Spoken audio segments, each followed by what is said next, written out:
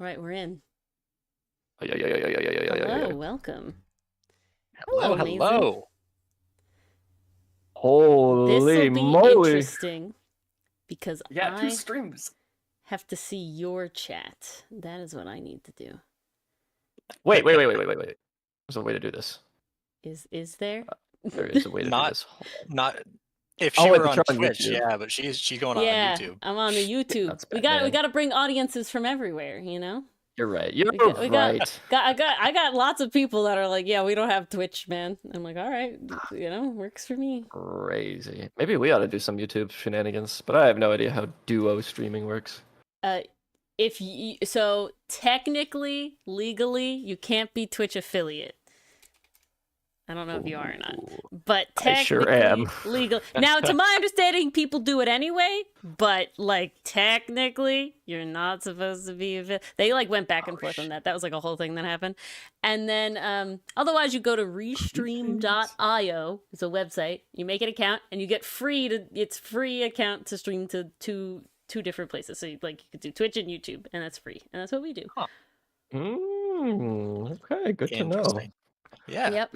Well, Also, anyways, first time chat from Yamcha is awesome, and yeah, absolutely. I don't know why he gets the short end of the stick. Yamcha is pretty freaking great. yeah, when he's alive. Well, yeah, true. But I mean, Yeah, it's I guess DBZ. it'd be a lot Everybody's to go. dead sometimes. Exactly. Everybody's dead sometimes. That's the tagline. Dragon Ball Z. Everybody's dead sometimes. That is exactly the No, show. That's right. Well, I mean, I feel like originally the tagline, a good one, is like fights that take a whole season. But Nah, I just knew You know what? nobody else would have picked it up. Kudos to being That's unique. fair. That's fair. Well, No, yeah. it's never in contention. It's never in nobody's gonna have that name before you do. Yeah, exactly. Oh, that's I know we hilarious. just kind of like jumped into it with our yapping, but That's with what a stream Yeah. does, this- isn't it? yeah, this is par for the course for us at Exactly. least. Exactly. You guys. Obviously, we have a guest today, Hello. and funnily enough, we're also guests today.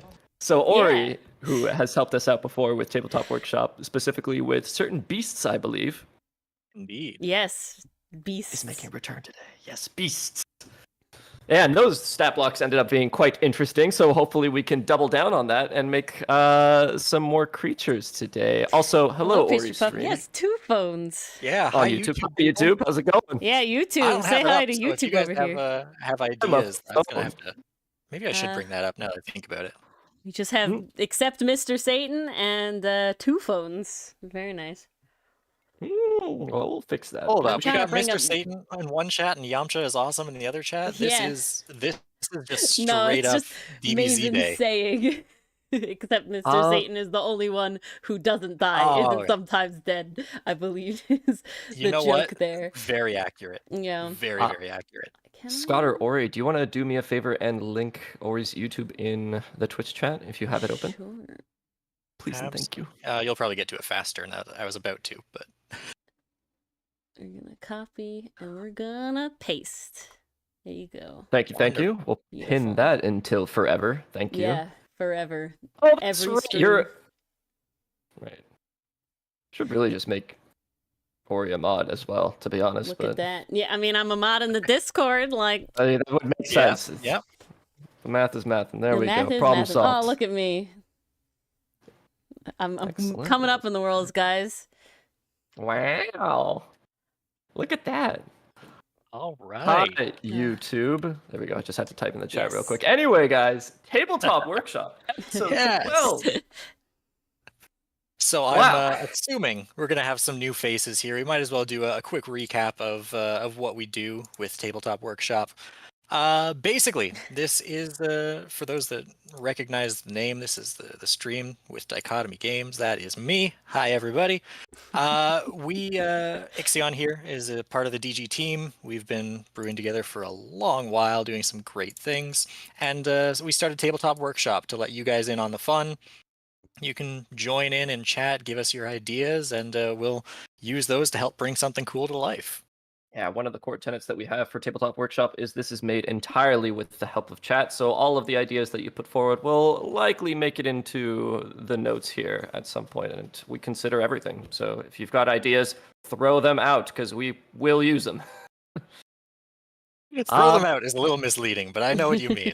Yeah. Put them Your onto ideas, just get the rid of them. tabletop. We don't want Into- those. Place them, serve them to us through the chat. Serve them on a platter. Yeah, on a platter. Oh, Serve the ideas. This week's episode, we're featuring holiday-themed creatures. Holiday threats is how we have this titled currently. yes. With Christmas around the corner, we thought no better time to do it than now. I have my Nutcracker mug. That's what we're Nutcracker. Ori and Dichotomy, Scott here, have an immense collection Oh, yes. of Nutcrackers. Indeed. Yeah. I've already We secured still my have to do an two for the official year. count.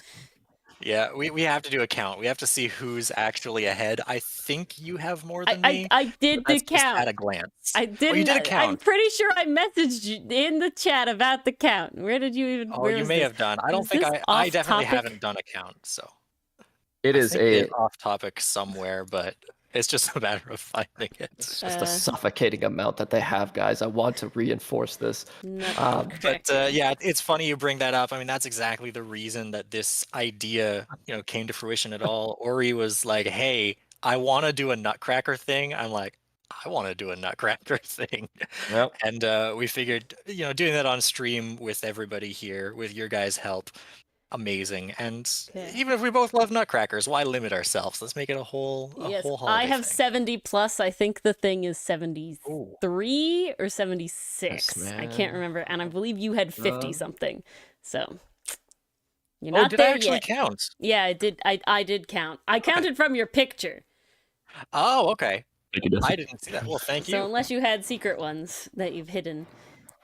No, the only hidden ones is I usually count the stacked one where it's Yep, just I count the stacked one as 3 because I have a stacked one that Oh, I good. also count as 3 because they all work. I was gonna They say work. That's exact- what matters. that exactly the same here. Yeah, I was like, I know you have one of those stacked ones, so as long as you're Yeah, the one doing as both long as they were counts, I know it's not consistent. gonna matter. Exactly.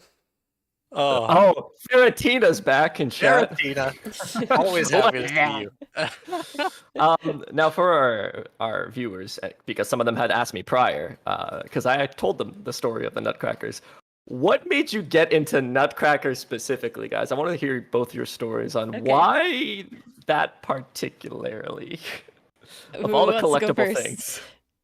Mine's I pretty. don't actually know if I easy. have a. Oh, okay. Yeah, if you have something, I go have a for it. story. Yeah, it's not like particularly crazy or anything, but as a child, which is apparently something that is like, according to the internet, something that all little girls experience, which I didn't realize was such a common thing. But I got taken to the Nutcracker Ballet because it's great. Good shit. I got to see the Nutcracker Ballet. And yeah, it's great. It's good stuff.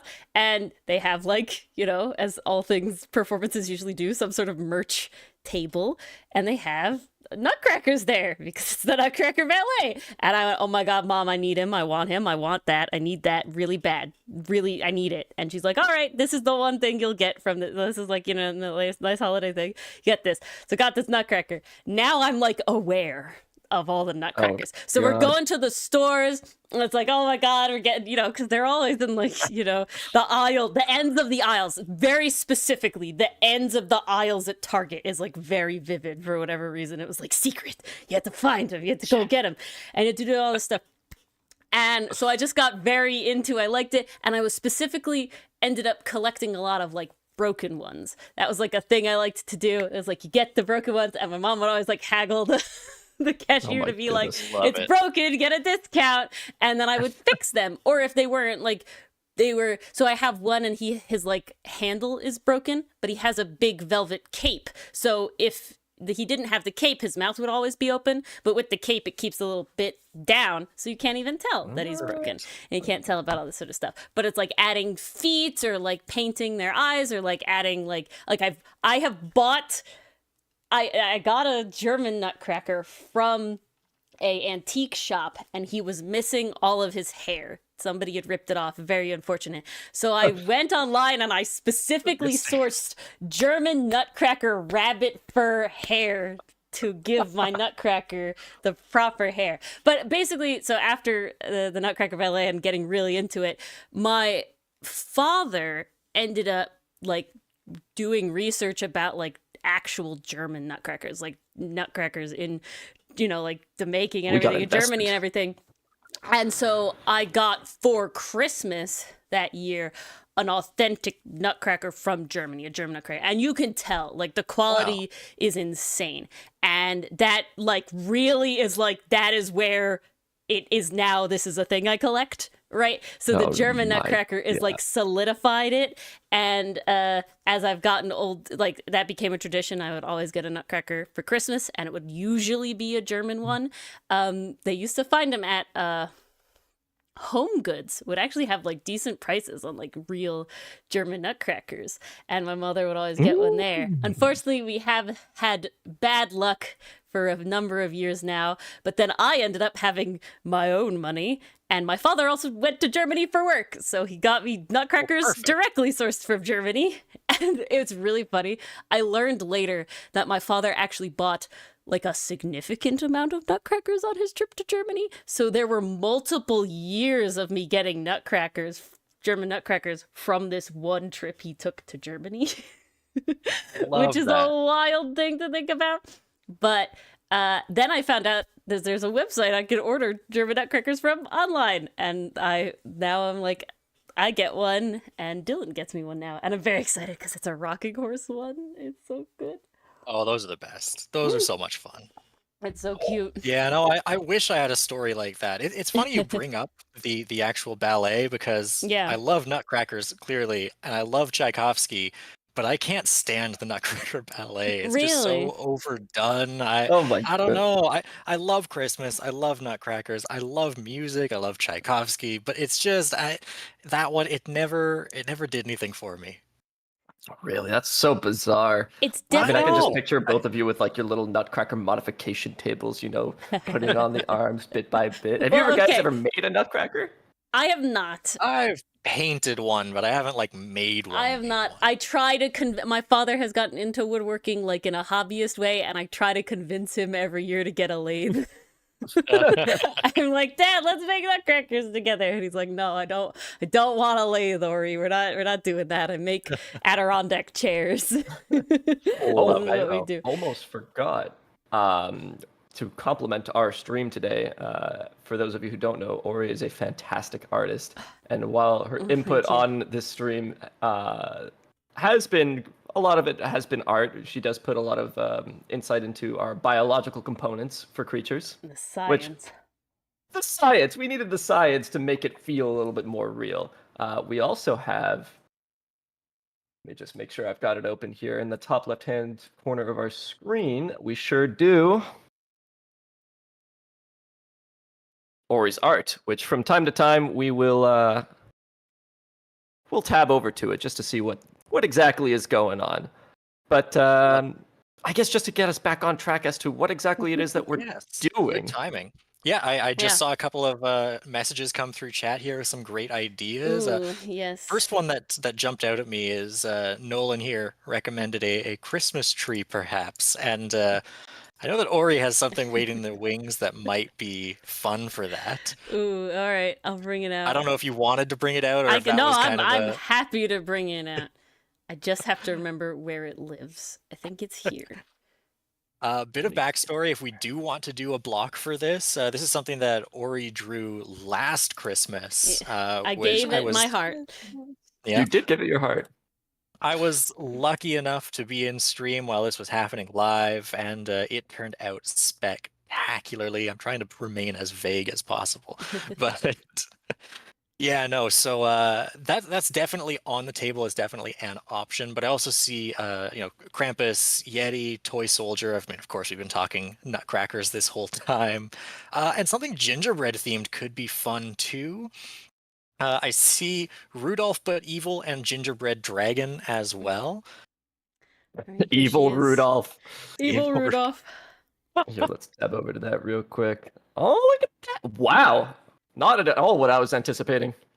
So she's based off the most popular type of tree for live Christmas trees and for modeled fake Christmas trees. and it is the Douglas fir, which is not a fir. It is also known as the Douglas spruce. It is not a spruce. And sometimes the Douglas pine. It is still not a pine. It is none of these things. It's nothing, actually, because its scientific name is Pseudotsugo, which is the false hemlock. So it is literally only defined by its not being in anything. Wow, that's I'm gonna start probably calling it infuriating. Douglas tree because it's probably not even a tree. But because it is the false hemlock and basing, I made a character based off the tree. So this is Zycie because it's Pseudotsugo menzicii. And so this is Zycie, the false alchemist. So she's not really an alchemist, though. People think that's what all her baubles are. Secrets. You always trust Ori to bring the nerd shit out on the table for all of us. This is what you gotta expect. I mean, this is what we enjoy here. Absolutely. We're looking forward to this. This stream wouldn't be the same without it. Exactly. We just got a great idea in chat too from Nolan. The Yule cat. It's a myth from Icelandic folklore that's said to eat children if they don't wear their new clothes at Christmas. I've heard of the Yule cat. Yes. Not. That is kind of great. Wear Okay.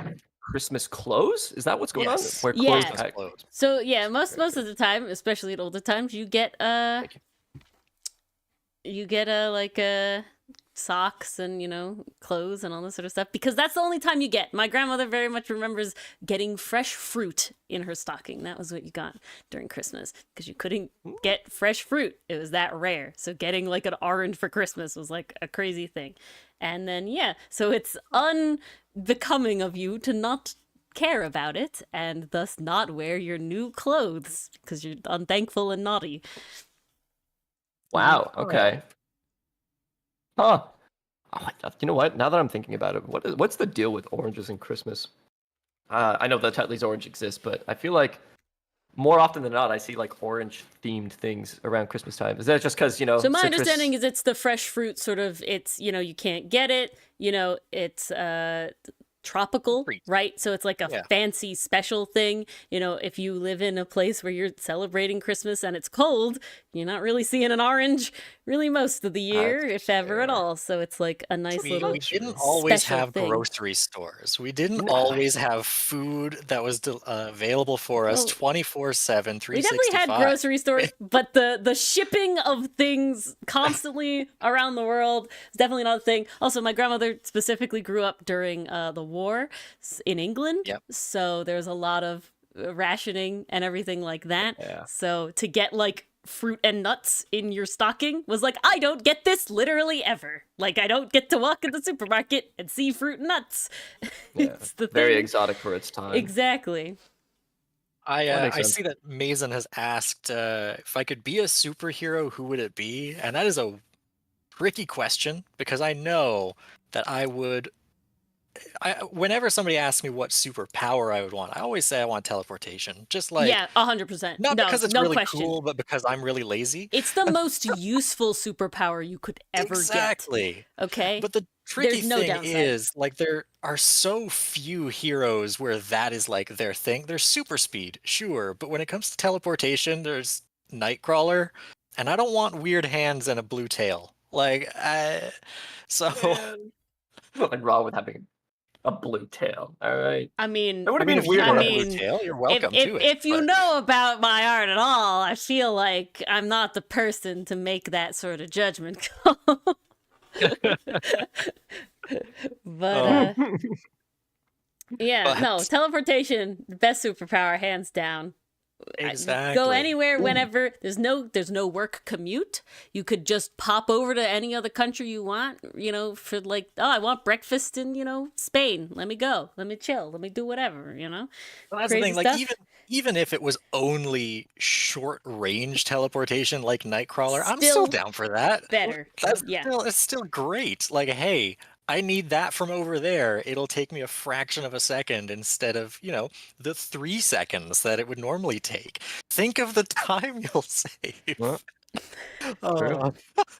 I would definitely have to say, for me personally, the teleportation would have to be like at least like 20 miles away, 25 miles distance to be like super worth it, you know? Because it's like, okay, if I could commute to everywhere I have to go for work, that'd be pretty fucking epic, you know? Like that, then we're top tier here. But if it's just to my kitchen, I don't know. Maybe I'd pick something else.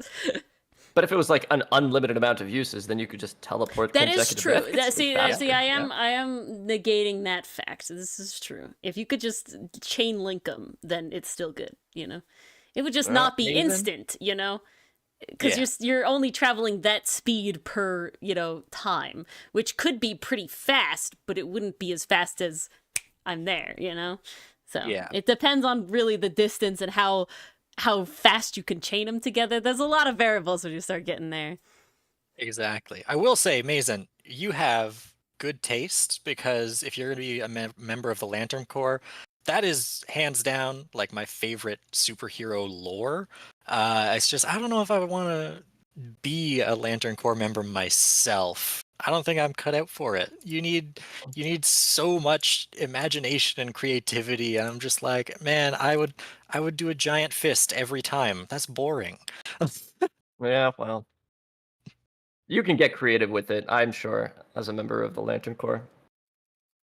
I mean, you can. It's just I don't know if I could just, use that to its best potential. You, as creative as you are, I absolutely 100% believe that you could do something absolutely wild with the ability to create things on the fly. I think especially. I think a large thing with that, though, is the on the fly bit, right? You can be as creative as you want if I can sit down and fucking take an hour to finally nail down the idea in my head. But if I'm in the middle of a thing, it's like, oh shit, all I can think of is knives. Yep, that's exactly Flying knives. More knives. We have several scrap note ideas that I put at the bottom there. Guys, I don't see we have the Christmas tree, Krampus. Of the Yule cat, though. I like the idea. Who posted Evil Toy Maker? Ooh. Or Elf Toy Maker as a big bag evil guy. Okay, Nolan. But what about Elf Nolan. Dentist? Oh, yeah. Elf Dentist? Okay. I think that's just the Tooth Fairy, isn't it? No, he's not the Tooth Fairy. An elf dentist? I don't know. He's not. I like the Tooth Fairy is inherently good, whereas an elf dentist, you just know has to be totally evil. What? On principle alone. I'm concerned that I don't think the reference is being understood here. But okay. Wait, what reference? What reference? I'm really bad at references. I'm sorry. Rudolph! Herbie wants to be a dentist. And he becomes a dentist, and he removes all the teeth from the bumble, so he's not threatening anymore. Nobody tell them that I don't watch Christmas movies or haven't watched Christmas movies. What? Tell them. Don't tell them. They still don't know. It's not even a movie. It's a Christmas special. It's different. Yeah. Okay, but okay. Preface: I'm super Eastern European, so all of the, Anglican type Christmas movies or stories aren't what resonated with me as a kid. It was always, Okay. We would have very my traditional. Question is, have you now seen Klaus? I want to say yes, but if I had to think this hard, I probably don't remember enough to say yes. Oh, you gotta watch Klaus. That's the newer one. Yeah, the animation's beautiful. The story will make you cry. It's great. You really should, Ixion. If you watch any Christmas movie, please, Klaus is fantastic. You're talking to somebody that loves Christmas movies, and that is easily top 3. Easily. Pinnacle animated. The animation is fantastic. The style is great. The framing, the story, fucking cried. Oh my god, it's so good. I shouldn't have brought this up. I did this to myself, guys. I'm so sorry. You did. Not entirely a new creature, but perhaps a reskin of black pudding. Oh, a slime, or a type of slime that would just be black pudding. Even though it's not. I like that. Into I like that. eggnog. What about the figgy pudding? You got to do figgy pudding. Yeah, there it is. Bring us some figgy pudding. Oh, it's I so good, like Pastry that. That's Puff. You gotta watch it. figgy pudding creature Yeah. slime thing. It would be a slime, right? It'd be. Yeah, it's an ooze. Yeah, it'd be an ooze. It's yeah. an ooze. Yeah, it's an ooze. A slime. I'm like, I don't think slime is the D&D terminology. It's I'm not. like, It's wait. not. I'm RPG pilled. An as ooze. All hell. It's an ooze. It's an ooze. So going off of like in figgy puddings, something with like a choir, like carolers. I know in Pathfinder there's a fair amount of like undead choir related stuff, which is very interesting. There's a sadistic conductor and fiddling bones. So it just could be an interesting sort of like the ghosts choir sort of thing. Whole Golem is also really good. Ooh. I really like that. Also, because again, I don't know what this is. What is A colon, a column? That Yeah. sounds really close to something Actually, else. you know what? No, we don't have to speak of this. We do a naughty and nice thing for that. A coal golem and a candy golem. Ooh. You know, very similar good. stat blocks, but a little bit different on either end. Yeah. Okay. What was I asking? Oh yeah, what the hell is a figgy pudding? I don't actually know. If I'm being honest, Is I'm pretty the- sure it's more cake than pudding. I would imagine, yeah, as most like Yeah, English it's like a puddings fruit are. cake. Yeah, it's a pudding Yeah. in the term of it's a dessert. It's not a pudding in the term of like chocolate pudding. You know, it's more like a bread. It's a bread pudding. You fucking steam it and shit. I really a like this sweet one, or so I'm savory holding it. cake containing honey, fruit, and nuts. Yeah. Fig based, of course. Yeah. Fig based, of course. That makes sense. But Very it- good. they Sometimes seem to be contains mostly in like rum or other bunt distilled cakes, alcohols. dome related shapes. You know, they would jiggle. So maybe I don't know if black pudding, but like gelatinous cube sort of vibes, right? Where it's not like gloopy. Well- It's more like a jello, I guess, if that makes sense. It's not like gloopy. I like Yeah. Well, black pudding isn't even like a pudding at all. It's sausage basically, like it's like blood sausage kind of, you know? Yeah. But I think it's So- still more liquid, just very viscous than like a jello is. Is it? Is it? I don't even think I think it's like entirely solid if I remember correctly. Although Oh no, again, you're right. our It version is very, very solid. Yeah. it's like a almost grainy. Yeah. No. You're right. It is like a little sausage link thing. I'm thinking of something else. Yeah, because for our Polish speakers in chat, which is probably all of me, it's called kaszanka for us, and that's effectively what it is. It's very like grainy sausage. Yeah. No, what am I Pulled thinking apart. of? So I'm thinking of while something else. the two of you have been collecting some of these ideas, I've been putting a slight framework together for ZAC because we have, finalized art. So I figured if we got to start somewhere, might as well start something like this. I figure if the idea was that she's a false alchemist, she's got to be pulling these tricks from somewhere. And I'm thinking it might be like a sorcery type thing Yeah. mixed with a sleight of hand. Just Yeah, 100%. beautiful. Okay, that's kind of what I was going at, and I just wanted to make sure that was No, what that's you had in mind very before. the vibe. Yeah. Beautiful. Then yeah, So- I mean, just a very basic idea so far, but Okay. So describe to me like ZAC's story if they have one, like an actual. Yeah. Like, do they? Well, she doesn't have like a full thing. Let me see if I can find exactly where I wrote it down. Everything's a little. There's so many things. Oh, I feel that. Let me see. Yeah. Oh, I actually know in another Discord I'm in that has it's the actual play podcast. It's called Unbalanced Encounters Rally, and I showed it off in that chat, and one of the artists over there was like, "This is epic," and made a little candle friend for her. So that was really fun. That's cute. love it. Candle I'll friend. probably find that as well, because I think that was where I talked the most about her and her vibes. So ZAC would probably be our protagonist, and our toy maker would be the antagonist. I like this. Ooh, that's This is a fun. campaign that works. Ooh, just big things, fire resistant. Of course. Gotta be. That's how it works. Fire resistant. Yeah, well that's how the trees work.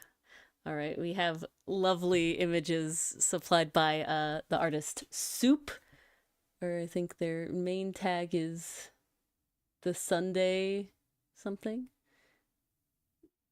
I'm gonna see if I can link them at all. No, they don't really have socials.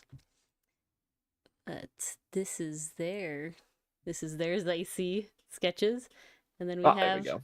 little candle baby. Balls. Yeah. That's the vibe. This is very the vibe. But this is, I think their name is Lit. Cutie. That's awesome. Yeah. I was gonna say it's lit, and then I had to stop myself because I would never forgive myself for saying it. Yeah. And then there's one more little schedule things. Love the personality in that. So good. So yeah, we stan little I cute guess pals. both of you are seeing it live. I'm seeing it with a stream delay. Yeah, you are. But I do love Faratina's idea here, the honk choir, a goose that casts all of Ooh. our chorus cantrips. That's pretty funny. Oh, that's right. Did you forget we had the chorus cantrips? Were you just reminded of beasts? Chorus cantrips. I really gotta look through that spell list some more. Yeah. Sugar plum fairies stuff. Sugar Plum Fairy is also pretty good. We'll have that in there, and we'll. Oh, I'm still in bold. Whoopsie. I really like Present Mimic.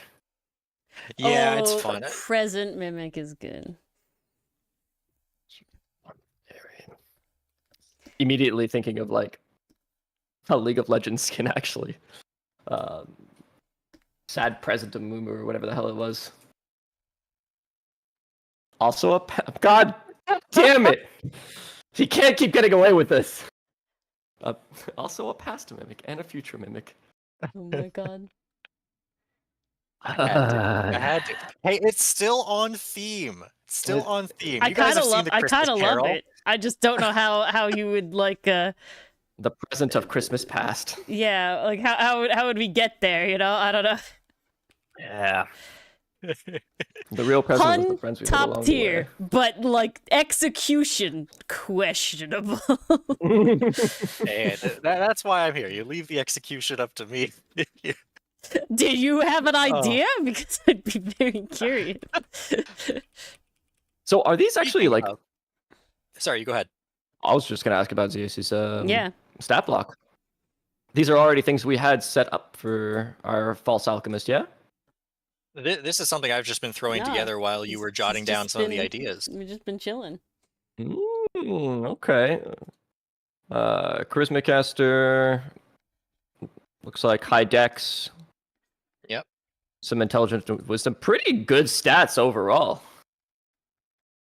Absolutely. I mean, it's unfortunately going to turn out slightly similar to the last stat block that we wrote with Ori, because charisma dex base is very much what we did for Whimsy and Wonder. But well, I mean, We I have guess a type, okay? What but, can you expect? Yeah, exactly. And I just realized strength really shouldn't be 10 because that lady is like 90% abs.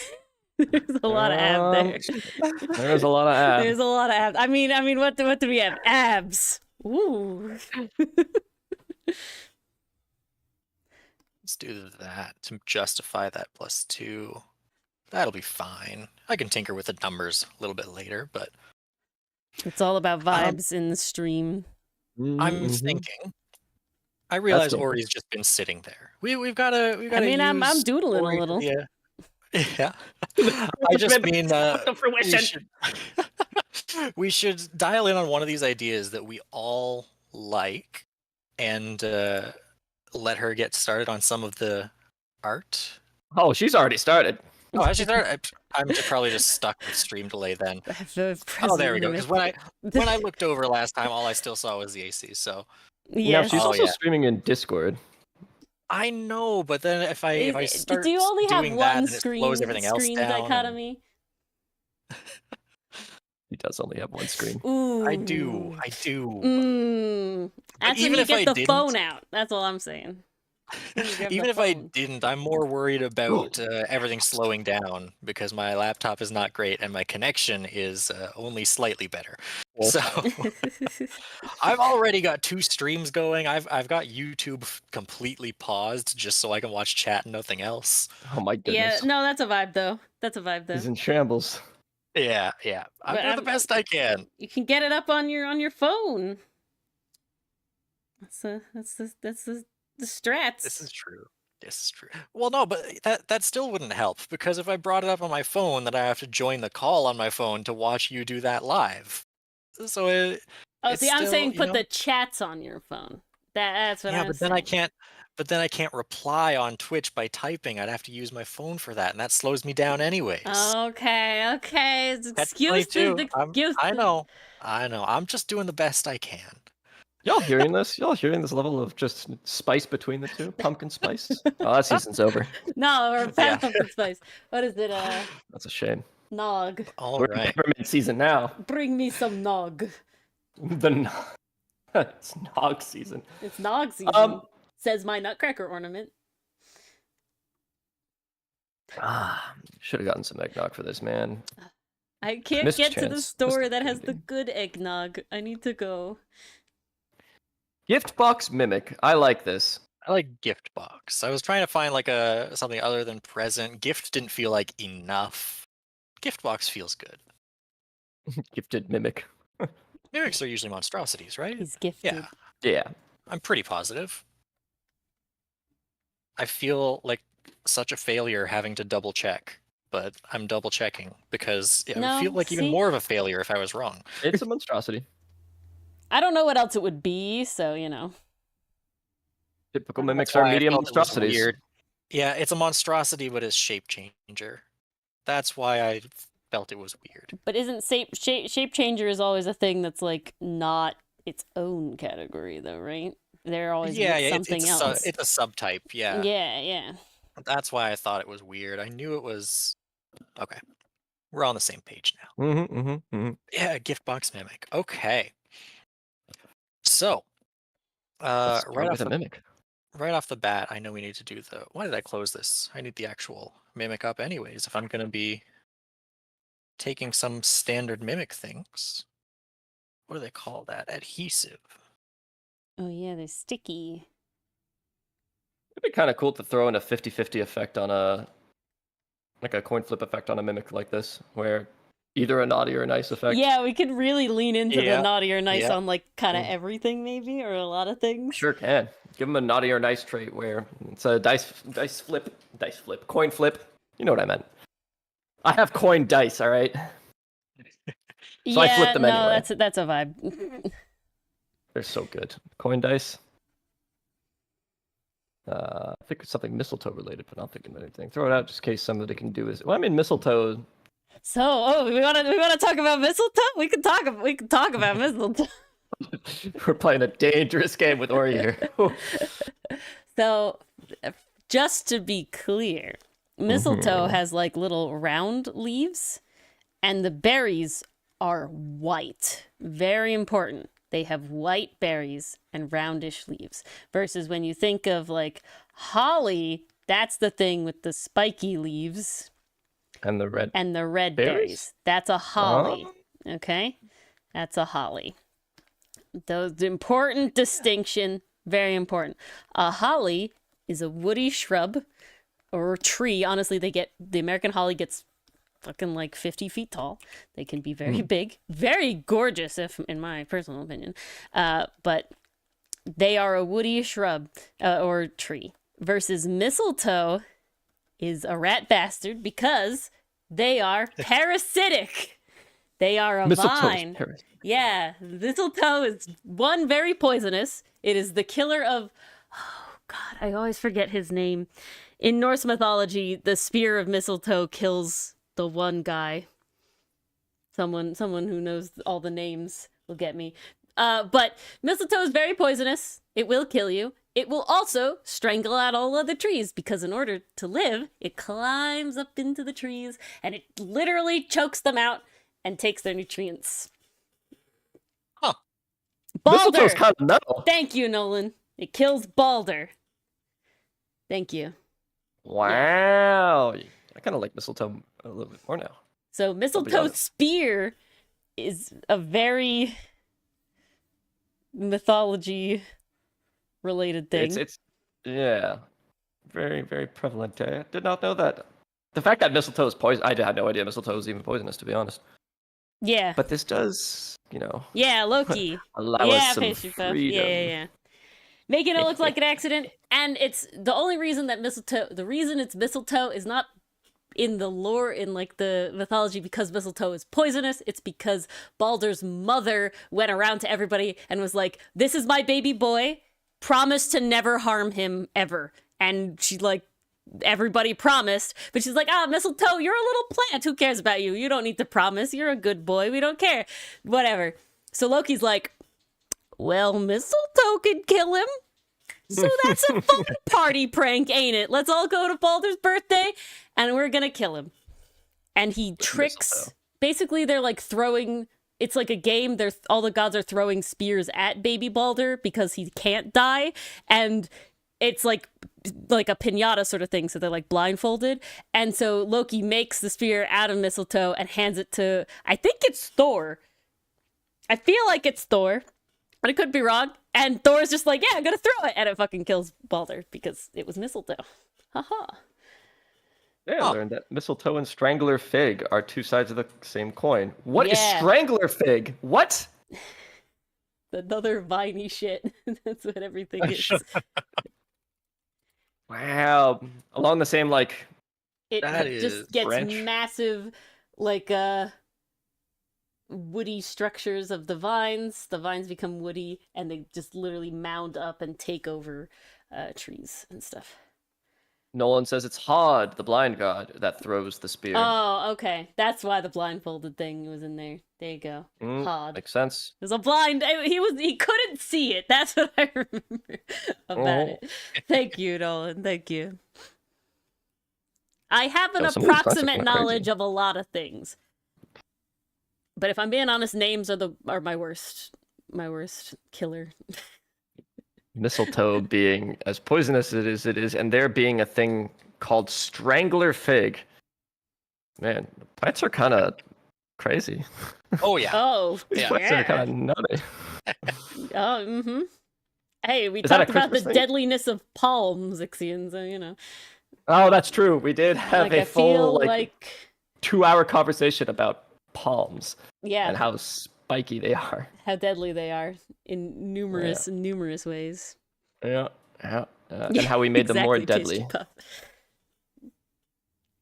Yeah, we did But make them more Baldur's- deadly. We made them like Nidarian trees, porcupines. That was like a whole thing. Porcupine tree. Yeah, it was Yeah. crazy. We have yet to show Scott this, but it was for like a pet project that I still have to actually show you the stat blocks for.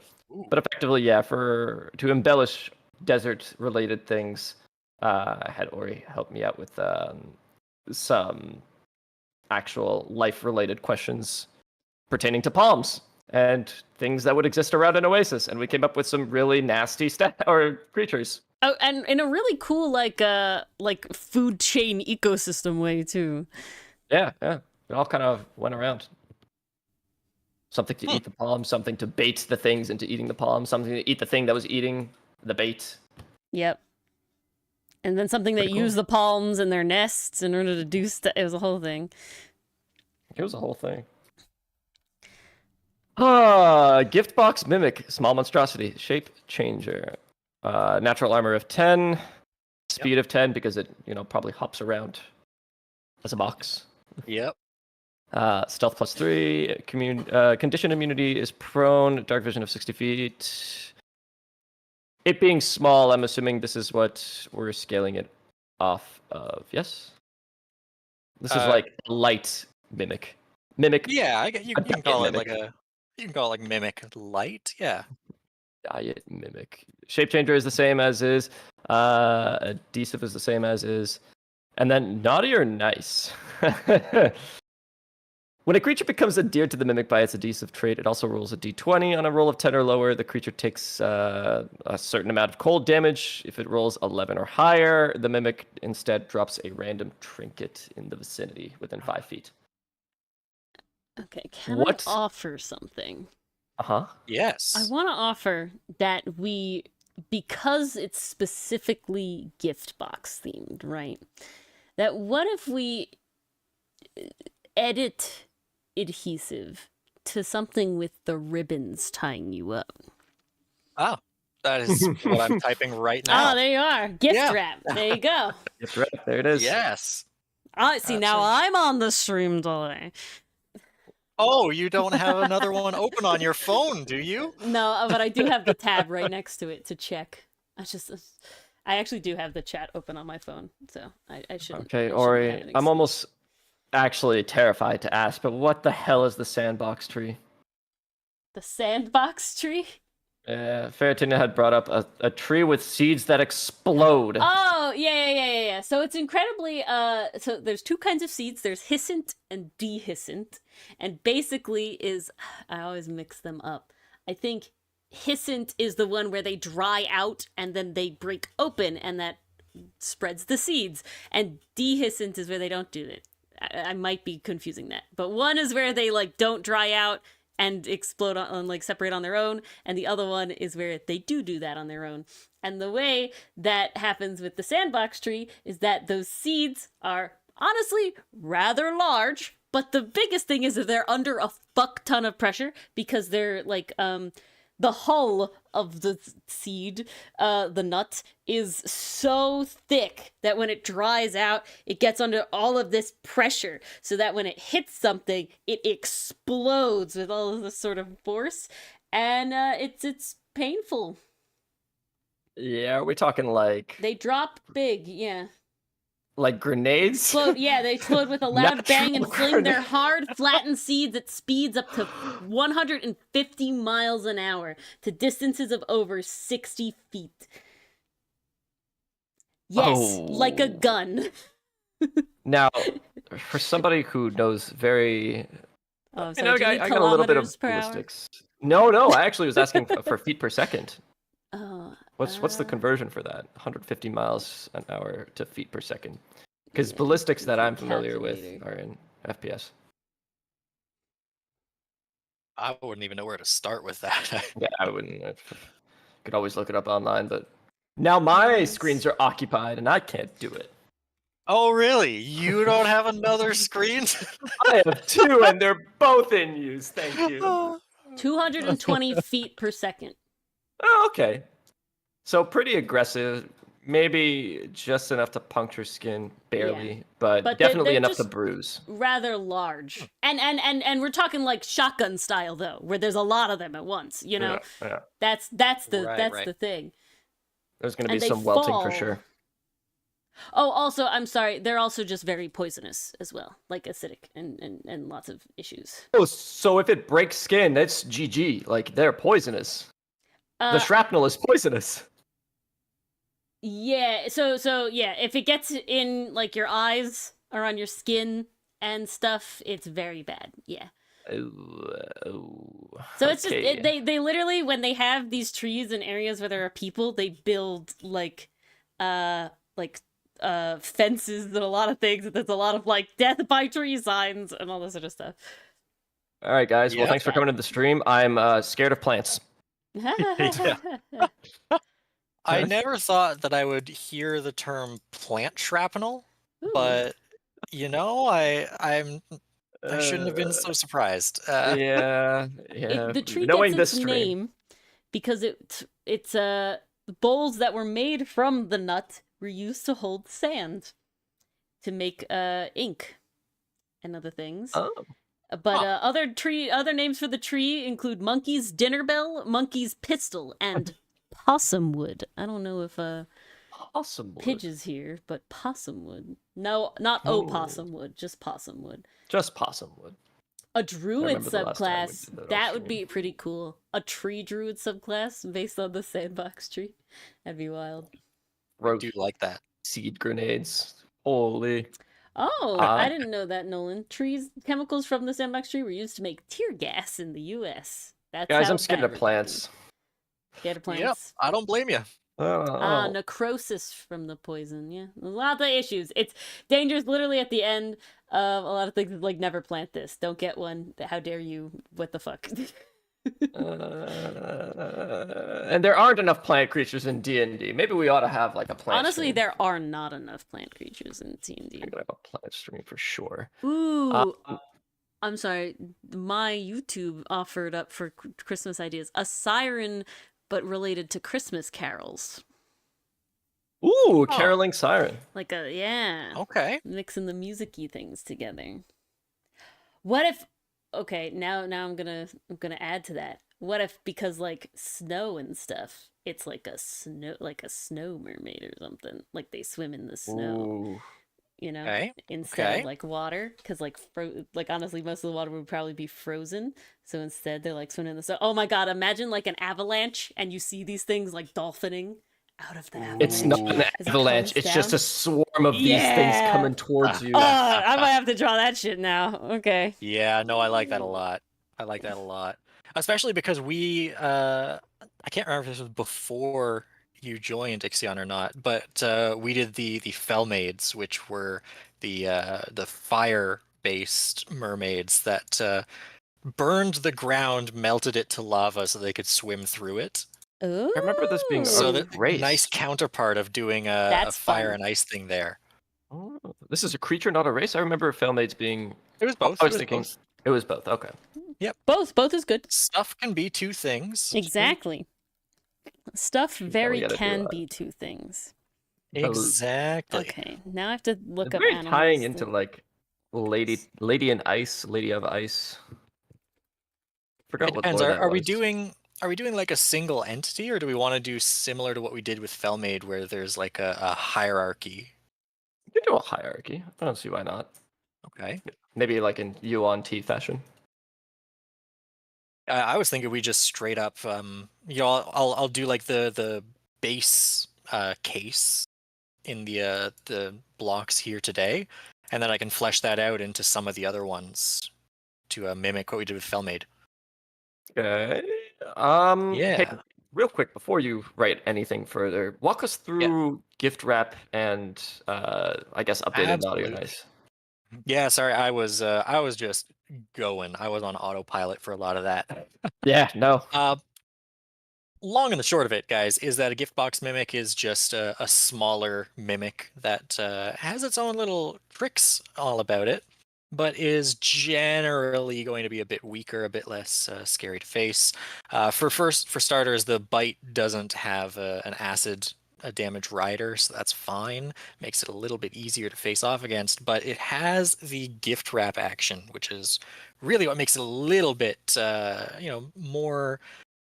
How can I put this? You need to play a bit more carefully. You need to be a bit tactical when you're up against one of these, because if you get gift wrapped, you're going to be pulled in toward it and get stuck to the present, which is going to be fun. That's where Naughty and Nice comes in. When you get adhered to it from the adhesive trait, something common among all mimics, you are going to have to roll a d20. If you get a low roll, you're going to take some cold damage. If you get a high roll, hey, you get a present. So 50-50 chance to take damage or get something fun. Oh goodness, I wonder what form the trinket is going to take if it does happen. I imagine it's going to be very DM discretion anyway, but like. Well, I assume it's going to be a trinket from the table. There's the D100 table in the DMG of just random trinkets. Oh yeah, there is. Yep. We aren't allowed to like list out individual trinkets or anything, but we are allowed to reference trinket and just assume that In DMs general. know what that is. So yeah, that's what I'm doing. I'm sticking to the rules because that's what we're allowed to say. True. You would know better For than Nolan there, I. that's what we got for our list of creatures here. I will also recommend, Nolan, if it is easier for you, I know it's kind of hard when we're jumping all over the place, you can also bring up the doc on your own. We have excuse me, we have the link. Well, I've got it in the Discord here, but let me actually bring this over.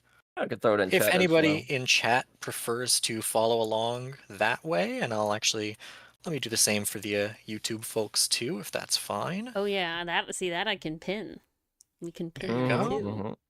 If anybody wants to follow along live, that is a great way to do that. That way, even when we're jumping around from place to place, it's easy for you to focus.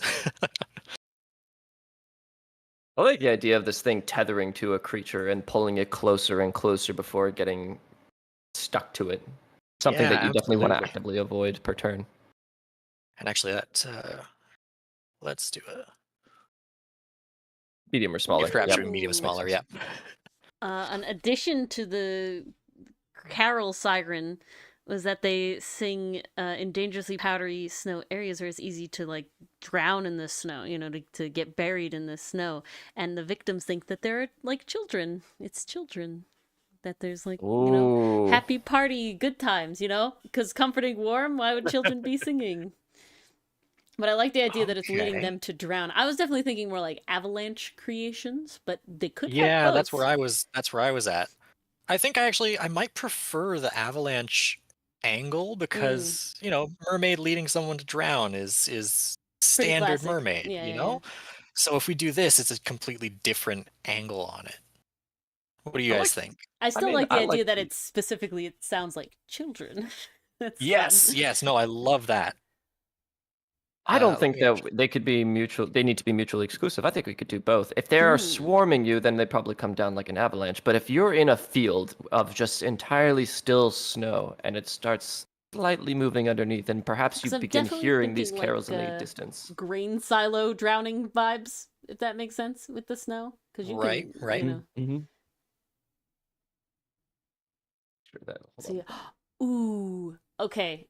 Now, if the goal is for these to be used in like specific areas that are specifically very like snow Arctic, right? Yep. Then we can talk about like ice fissures.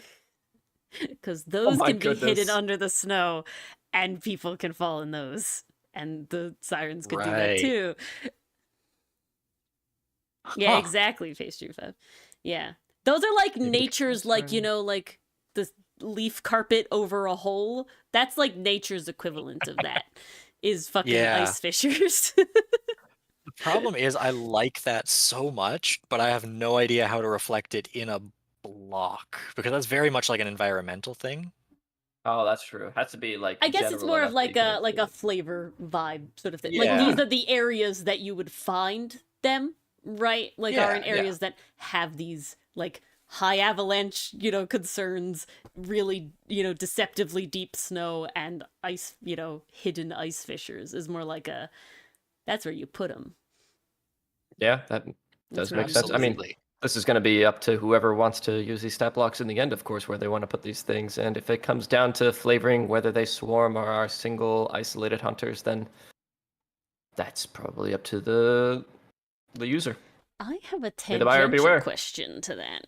So in Yes. Pathfinder, which I am more familiar with now, there's a whole group of things called like hazards that are specifically, they include traps, but they also include other things. So it could be like having a specific hazard that is like having a hidden ice fissure or like quicksand or something like that, and it has like very distinct like stats and like escape DCs and like what you could do to get out of them and all this, like how they work, how you trigger them, all this sort of stuff. Is that something, because I know that's, to my knowledge at least, I don't, D&D has updated since I've really last played, but there's not really a lot of that in 5e. Yeah. Maybe like a couple traps or something, but not really stuff like statted out to that extent. Like that's something you could make maybe to Oh, add. 100%. If Yeah, it yeah. has something to do with creatures in particular, typically they'd have layer actions, I guess. Yeah, Well, layer yeah, actions that would probably be the more just closest. doing like you can have the environmental things and it can show up because so the way the Pathfinder is they actually like count towards your encounter experience budget. So the way Pathfinder works is that to make an encounter, you basically get an amount of XP and then you can add enemies that give XP in order to make that total. And if like, depending on how much XP you get is depending on how difficult it is. There's a lot more math involved, but that's basically the vibe. You can add these hazards, right? So haunts and traps and stuff to the encounter, and they count towards your like budget, if that makes sense. So they raise the CR basically by existing, and so it's like Right. using them combined would be like a whole thing of like, oh, we have the ice fisher hazard, and then you was like, oh, very commonly used with the snow siren, or whatever it is, and those would like make it so the whole encounter CR is higher. I think because they See, 5e specifically is play off yeah. together, yeah. We're way more willy nilly in 5e to my knowledge. Like Yeah, CR is CR, Yeah, and then anything that you want to give additionally is yeah. Don't get us started. CR is a mess. That's why I promote Like, CR Pathfinder. CR is good for what it does, but if people are looking to get a little bit more constrained with it, then CR can be a little bit too Yeah. limited. Yeah, I mean, CR There's also is such great for vary like a even quick in the like reference. official stuff though, like Yeah. on how it goes. Yeah, I mean the big thing about CR is a lot of people try to use it for what it isn't. Like it's there as a rough guideline. It's not there as a balancing tool. Yeah. It's there to categorize things, Mm. So it's great for what it does. It's just people overestimate its uses. Yeah, people look at the 5e rules and they're probably expecting something a little bit more concrete in terms of mechanics, but it's very freeform because it's designed to be freeform. Yeah, I can see Yeah. that. Absolutely. It is designed to be a little bit more, up to the reader. And today, I mean, the first thing they say is, hey, if your GM has a particular rule for this, then go by what the GM says. Yeah. The rules are just guidelines. Versus something like Pathfinder, which is spreadsheeting the game. Not cheating the game. It just means that I'm not afraid of accidentally TPKing my party because I didn't account for something. Oh, don't get me wrong. I am in totally the camp that, has mechanics over all else. Like, if I could think of even an RP scenario and I can attach a mechanic to it, then I will absolutely do it. 100%. I'm in that boat.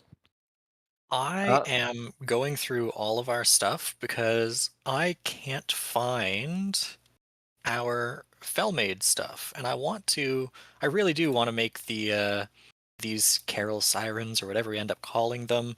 I want to make it a callback, but I can't find the original. So you know what I'm going to do? I think we're going to sit on this one. And Yeah. I'll revisit it after I can go through everything and properly find that. Let me just make sure that we got any other. If you guys have any other ideas for the Carol Siren, then now would be the time to put it in, just so we have it as note. Otherwise, you can wait until after the stream, of course, and commenting will be enabled, so that way you can add your suggestions there. But just so we have the Felmade to look upon. Yeah, just because I don't want to get hung up here for too long and then miss our chance to do some other things with all of you guys. Yeah, for sure. Nolan was suggesting a charm effect potentially on the Carol Siren, which I guess. Yes, yeah. I want to do something very similar to what we did with Felmade, where it was not like an actual charm, but it was a forced movement where you're forced to come closer to them. Obviously, it had a tie to charm in the fact that charm immunity meant you wouldn't be affected by it. I wanted to bring up the specifics so I could put in, the same thing, just slightly different maybe, but I couldn't find the old one. Let's see here. Yeah, let's look at what other ideas we have here. I think out of the other ones, my favorites, I really like the idea of the figgy pudding for an ooze. That's really fun. Coal I Golem think is up there for I me. like the golems are up there too for sure. And I mean, the whole reason we started here was the nutcrackers. I really do like the idea of a swarm of nutcrackers. Yeah, 100%. That'd be 1, 2, 3. We have like one more template that we have empty. You want to do one more? Do we think we have time for one more?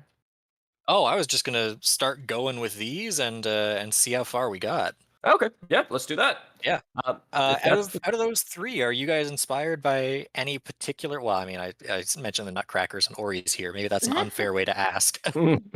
Actually, why don't we get nutcrackers out of the way right now? All right, yeah. If you want to do that first, I'm down to do that first. Hey, give the chat some time to think about what comes next. The YouTubers could also obviously put their input, and I'll try to tab over as much as I can. Hello, Nicole. Mason's a little lost, not a D&D person, but you know, we're just here for vibes. Oh, that's fair. We're talking about all this other science stuff, you know. That's Yeah, fair. Come around and lore. I mean, we started with Dragon Ball, Mason, so you know you were here for that. Mason's a big Dragon Ball fan. I guess, yeah, just to clarify for our YouTube friends with Ori, this is basically just stats that we put on for, I don't know how many of you guys play Pathfinder along with Ori, but it's literally just things on paper that we could use within the theme of what we're trying to make. So all the dice rolls that would be included within our tabletop, in this case 5e, D&D 5e. But it helps to have this as a reference guide for abilities or things that, in this case, the creature might do. exactly. Hey, Nicole. Yeah. Hello, chat guys. I'm muted. If you want to look at the link, go to the link. That's where all the words are. It's a little difficult for me to show. I don't know if both, we want to call that something else. I kind of don't want to call that something else. Hello, Lex. Good to see you. We're just vibing. I'm gonna start drawing a Evil snow genius, mermaid. I don't Lex. really know yet. Made a comeback. Welcome back.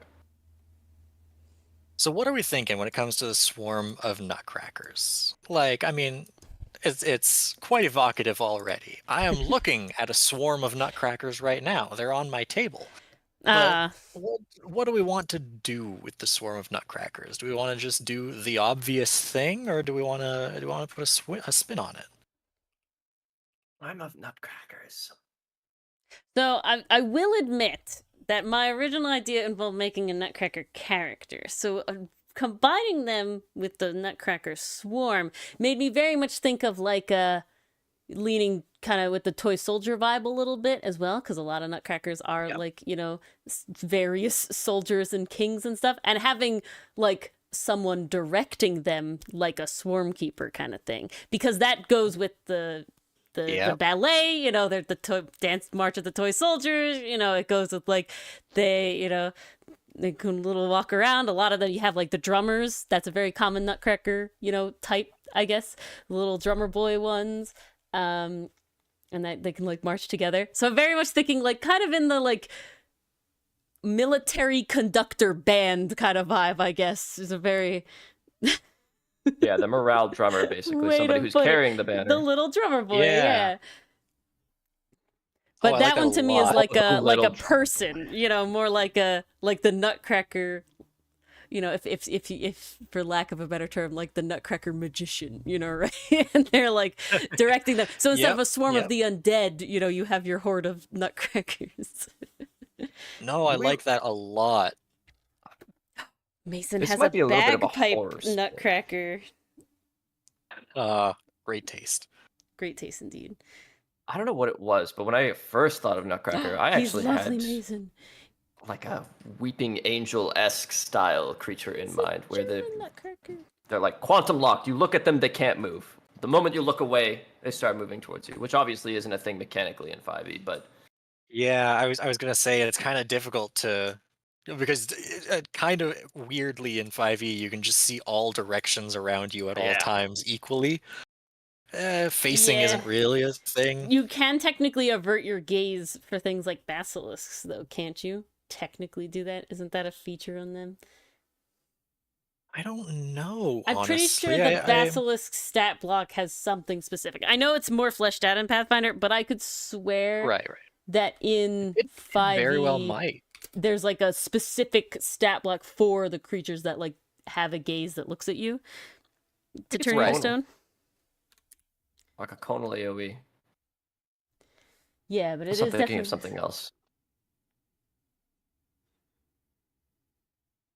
Oh yeah, so I mean it's Yeah. baked into the actual to the stat block of the trait. thing. Can Yeah. avert its eyes to avoid, but you have this sort of thing. Yeah, you can't see Yeah. it. More Toy Story than Weeping Angel. Yeah, that's the direction that these two originally are taking this in. It was just me putting my brain juice into the chat. Yeah. Yeah. Well, I'll show. There's like one Pinterest image that is just like in my head as like this is how I want to vibe with like the Nutcracker person, right? Like the person one, I guess. Uh, what's the word? Okay, I'm blanking. And as a marching band person, I really should remember this. Who's the person at the head of the marching band that holds the big baton? They have a name. The batoneer, obviously. No, it's not. Yeah. Dichotomy. Flautist, even something you like- should know. Were you not a marching? Come on, I expected music This is- person. This is Canada. We didn't have marching You don't band. have We have marching more bands in class. Canada? We had That's just an sad. orchestra. Yeah, we got orchestra. We I sat have orchestra down to play our too. music. We have marching like, no band marching and band. classic band. This is the image that I constantly see, and I'm like, I love this boy. He looks great. Oh my goodness, yes. I'm trying to, we want inspire from this. They wouldn't have the wind up, they would be more Nutcracker, but definitely inspired by this. I'm gonna look up the Nutcracker ballet as well. Yeah, I like the idea of the leader being the little conductor. Yeah. Batoneer. That's I'm what we're going There's with a batoneer. word. No, There's a- okay.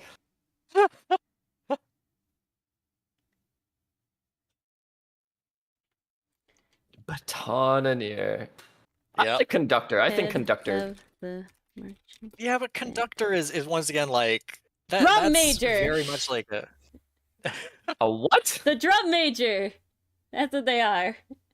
Ah. They hold the baton and other forms of timekeeping. Sometimes in really cool professional marching bands, they fucking rock out dance. Have you guys watch a marching band sometimes? It's good shit. It's good shit. Yep. Okay, Macy's Thanksgiving Day Parade. Watch the marching bands. It's fun stuff. Toy rifle volley is so cool. Who suggested that? I Nolan. was in the middle of doing that, and I saw toy rifle. I'm like, that's a perfect name, but I wanted it to be Yeah. Oh, volley yeah, because it's coming from Nolan. the swarm. Nolan Yeah, has it. Nolan, there we are. Conductor is similar, but see in high school marching band you have the drum majors, which are students that you elect to be like the heads of the band as like team captains basically, and then you have the conductor or the director is the actual like adult. She's the conductor. And so while the or the drum majors are helping, you know, she's technically in charge. For me, it was a she, but you know, they're technically in charge, and that's the whole line. And then you have like, there's other hierarchy things, but that's not where we want to go. What Is is the toy batoneer a tactician? That could be fun. It could be actually. We could do some really cool stuff with that. I think that would make sense for it to be a tactician, no? Again, for those of you who don't know, tactician is one of the dichotomy classes. Yeah. Check out the Patreon.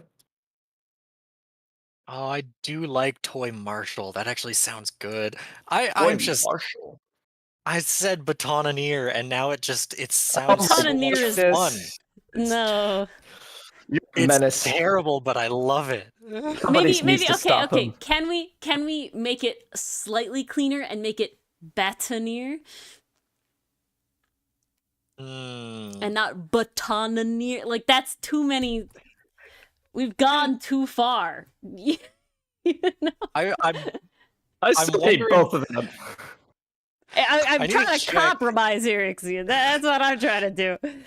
The problem is like Try to rate it in. batoneer is the problem is batoneer is an actual word, and I liked batoneer because it was funny and whimsical. It's pretty whimsical. You know what? I'll give you that. I'm sold on the fact that it is very whimsical.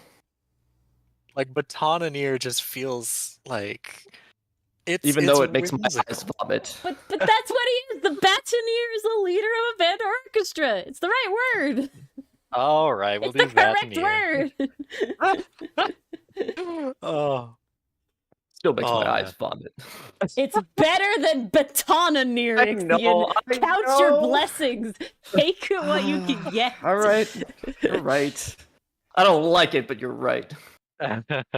Okay, I already have a really lovely idea, and I hope we're in the same ballpark of what I'm imagining to draw and what you're doing, because I'm not I hope paying you guys attention. know that, like, in my heart and soul, it is always going to be Batonaneer, and there's nothing you can do about that. Okay, you can have that in your heart and soul, but not here. Proper grammar for sheer whimsy? I mean, yeah. That is just my constant. That's when you that meet is the somewhere in the struggle. middle. Okay, I'm trying to remember. I'm trying to remember I'm how supposed to to be the naming guy, and this hurts me. march. Oh, is that your official Shtick is like job title? the name guy. Hey, we need a name for this. Okay.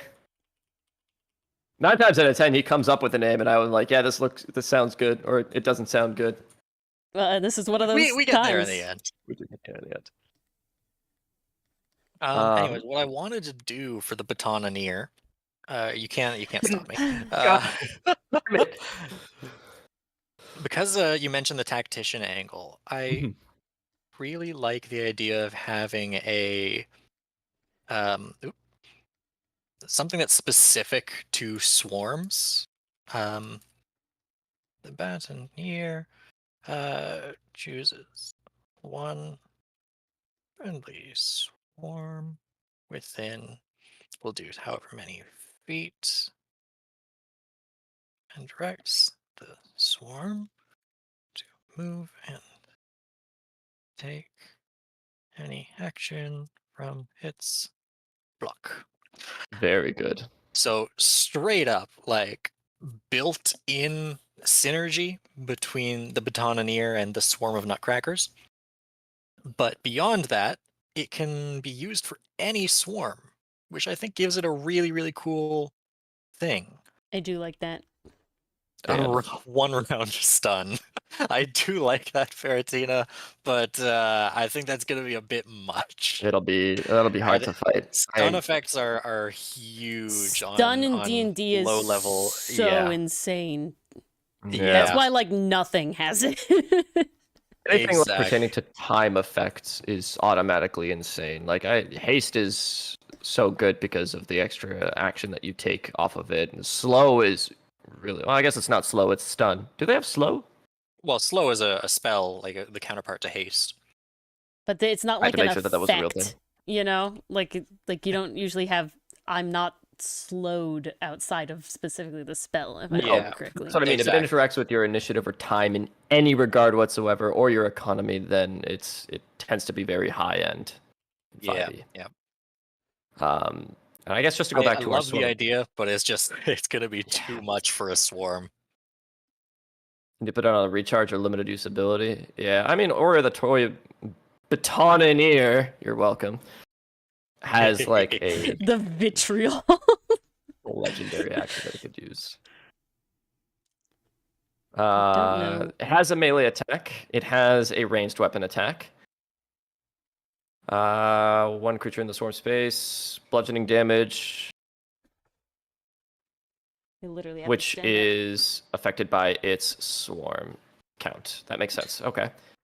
And then same thing for its toy rifle volley. Very simple, but I mean, this is a swarm, and the fact that it has ranged attacks is kind of oof. Yeah, I mean, The- a swarm the- with a ranged attack is something I've actually never seen. like That's homebrew or that's official. Kind of epic Yeah. though. Right, it fits. It's so perfect here. Okay. If near the toy bat near, it can be taken from your control, and you have to summon a new one. Sorry, what? It, Oh, you can Oh, create I a toy see. soldier with the find familiar spell. That'd be a fun idea. That's fair. Yeah, and that particular construct can be interacted with. The cases in which that would be used is very specific, Yeah. but I like the theme. I also think if we go the direction I'm thinking we're gonna go with this one, it'll probably be a little bit too powerful for Find Familiar. However, I mean, higher level summon spells. I think there's got to be one that lets you summon a construct, right? Probably. There's a bunch maybe? of Tasha's Cauldron shit. Yeah. Yeah. There's a construct one for Tasha's Cauldron. What are they called? What are the? Oh God. Well, It's no, a I know very there's like the specific thing. Modrons one and stuff like that, but I mean, there's doesn't the it- spells that's like that summon celestial, and you get to pick any celestial or summon elemental. You pick any elemental, like with CR limit, of course. With the CR, yeah. There's one for constructs, definitely. But they were replaced. They weren't replaced, but they were the Tasha's ones because they're just better. Now I'm noticing like an immediate hierarchy with this as well, where you have your swarm of nutcrackers, you have your toy batineer, and then is there going to be a stat block that takes it a step further, like your Geppetto-esque creator, somebody who has I think Yeah. if we Toy started, manufactory. yeah, I think if we started going down that route, then it would be a bit convoluted. Like you'd have so many different things. Like you'd have a sub theme within this themed release, which feels a bit weird to me. Okay. I don't mind doing 2, but I mean, once we start doing 3, then it's like, where does it end? Well, the original idea was to give the toy batineer like a toy manufactory-esque ability, or something that where it could construct on the fly. I like or that. even I mean, to reconstruct on the replenish, fly. like a replenish ability, basically. If something within its range, if one of the constructs within its range hits 0, it could expend X to bring it back to a certain amount of hit points. I don't know about a certain amount of hit points. I like the idea of it being like a straight summon. Oh, okay. Summon construct, level 4 conjuration in Tasha's Cauldron. You could use the stat block for a construct spirit. Yeah, that's what I'm thinking of. Ah. Or attach it to Warlock Pact of the Chain for balance. It's Pact of the Chain. Bring up my handy dandy notebook.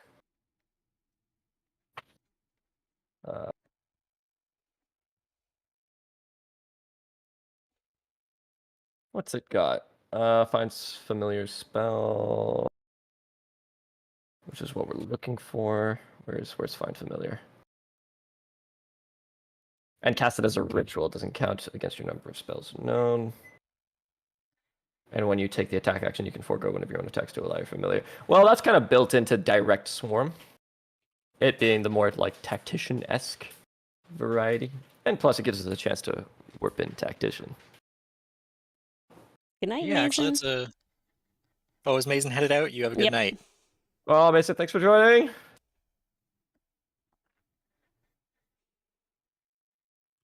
feel like we need something else for the swarm. Just something. I mean, I know it's got the ranged attack. I know that already makes it a bit more unique. I just like we need something passive here. I don't know what. Okay, hold on. Let me look at what we have. So we're talking about the Yeah. batineer. We want a passive. Like a radial effect, kind of? Construct Well, I don't within know its about a- radius. Oh, like construct within the swarm. Oh, okay. You know? Yeah. Okay. Things that can Yeah. march to the beat within range. Oh, yes.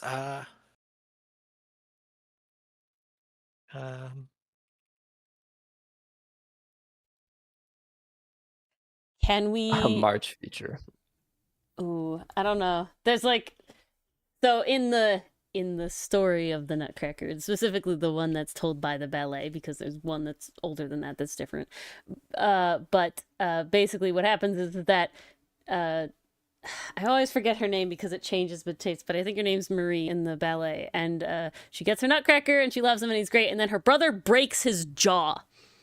That is what happens, and so she fashions him a little like toothache sash thing to hold his jaw in place. So I don't know if there's something that could be interesting with like speech in a way, or like a range sort of thing there. I don't know.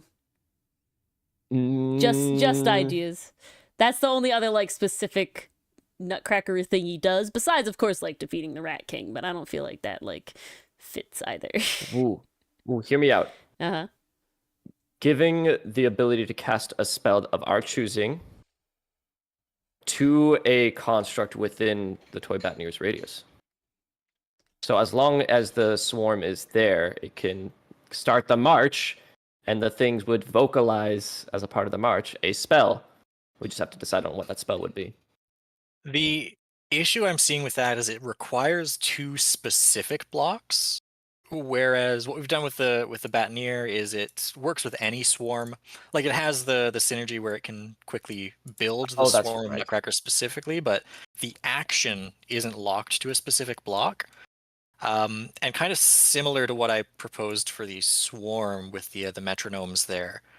It's not locked to a specific construct, it's just a construct.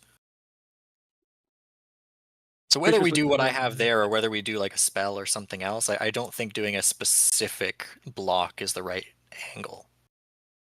I like Lex's idea. That's also a good one. It fits into the radial effect thing that we were suggesting earlier, where things can move with the Batnier. Friendly creatures within the radius can move on the same at the same time, maybe expending their reaction. Yep. I like this. I like that on the Batnier.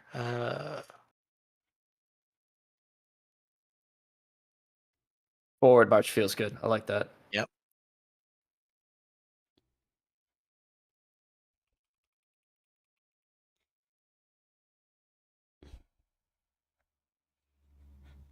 Ooh, I have to make a big decision. What kind of mustache does he have? Here, let's tune into. Well, there's 3 kinds of screen. mustaches that a nutcracker has. Okay. Okay. You have painted mustaches, but then when you get to the German mustaches, you can have a wooden mustache, which always has a very specific shape, or you could have an actual hair mustache, and those can vary greatly. You're forgetting the other kind. No mustache? And depending, yeah, exactly. No mustache at all. No. Like the lawyer nutcracker. We're trying to be classic nutcracker here. But yeah, I think the wooden one feels the most fun here. Because the painted one won't have the same definition when you're doing something like this. I definitely think the wooden one is best. Okay. And then he has the classic sort of quarter circle wooden nose. Very important. I don't know. The hair is also kind of like resonating with me, specifically like a Dr. Eggman mustache.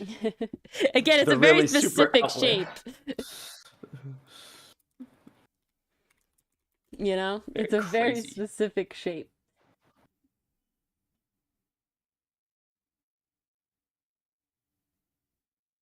Yeah, I like this a lot. Forward so march. We have. I know I just bumped my mic. I don't know if that came through. But anyways, a little bit. But you're fine. We have the Batnier, which has great synergy with swarms just in general. And then we have the Swarm, which has great synergy with constructs just in general. And they're clearly not like exclusive to one another, but they work really, really great with one another because one allows the other to move very well. The other allows the other to attack for free. Yeah, I like this. A very open synergy. You can find them separately or together. No matter what they're paired with, it's still going to be trouble.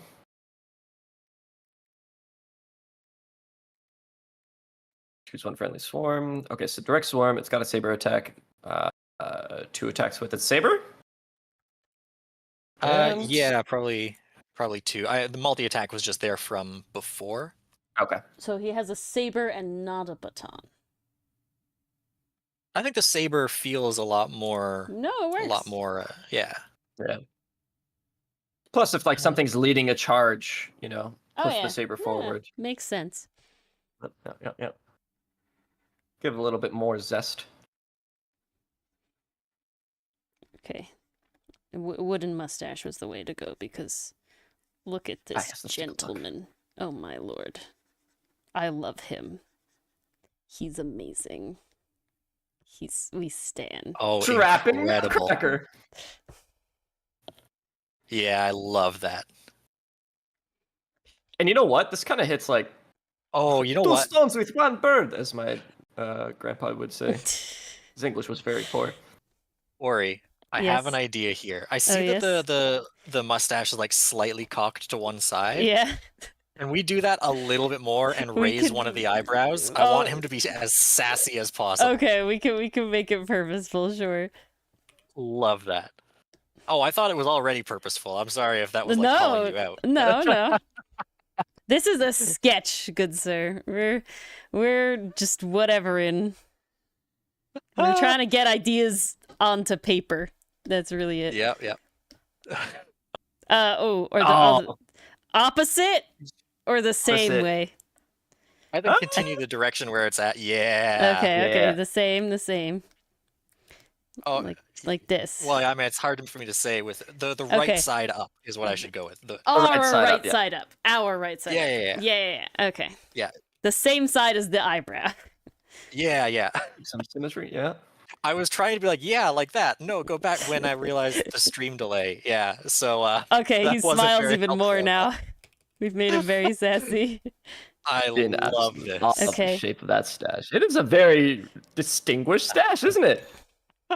It It is. absolutely is. That's amazing. So now the second question is, how do we wish to do? Does he have a classic Nutcracker beard? Or is it the other classic where some Nutcrackers have like their shirt is up to their bottom jaw or their, like whatever. How do we want to? I leave that entirely up to you. I feel like he I has like the him- sass, and that's all I needed. I feel like I like him with the mustache too much that the Yeah. beard would Beard would detract. take away. Yeah. Yeah. Well, So I think we've yeah, I got was to do the thinking. classic like he has like a long collar neck sort of thing going on, 100%. and I like Well, I already that- like how it looks. This also fills the shoes of Toy Soldier in general. So, like, the fact that we're able to combine the two, now that I'm Yeah. getting both a Nutcracker and a Toy Soldier vibe from this. I don't it's think you could just- really separate them to the extent of like, for like a stat block purpose. They are kind of similar. I think the biggest difference being that like a Toy Soldier doesn't really have the Nutcracker mouth. That's kind of the main thing. Yep. So we got our saber being built out right now. A recharge of 4 to 6 for direct swarm.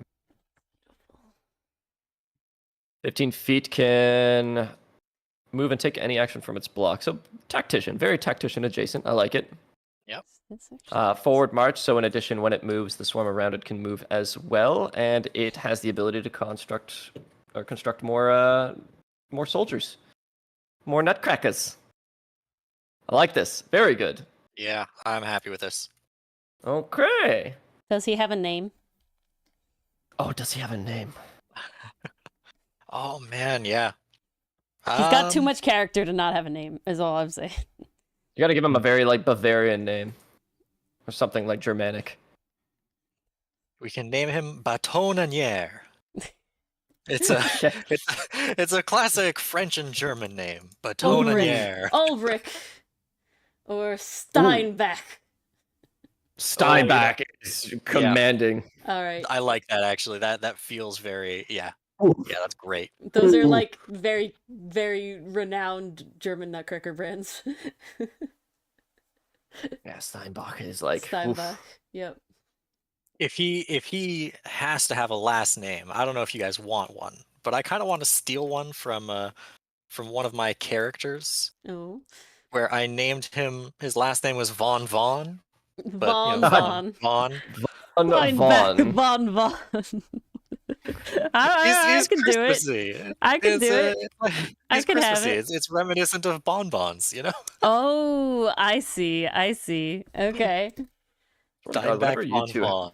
That's like great. involvement with character creation. We get things like whimsy and wonder, and this is like just taking the cake for that too. He's like, this is what I came on the street for. This is what I pitched. This here is what I pitched to Dichotomy, basically. This is what I wanted to make. And I'm like, if I'm gonna make a Nutcracker, we gotta give it a little more, you know? Some substance. I can't wait to hear the story behind Steinbach von Vaughn. Ooh, here we go. It's gotta be racist? No, sir. We are inclusive. Exactly. We love German lore. It's only racist when it's negative. That's true. Yeah. It's Yeah, cultural appropriation. When it's detriment. Yeah. Yeah, exactly. Toy Rifle Volley. Yeah, no, I mean, these came out just so good. The Swarm of Nutcrackers and Toy Batineers just peak. So we have our Present Mimic. We have our Swarm of Nutcrackers. We have a Toy Batineer to go with it. Figgy Pudding? Oh, okay, we can do that. I just typed in Coal Golem, but we can do Figgy Pudding. No, let's do Colum. Golem? Colum and Candy Golem. Is that really the opposite of coal? Well, Candy if you're good. Coal if you're what you not get. good. Yeah. Exactly. I'm just trying to think if there's anything more.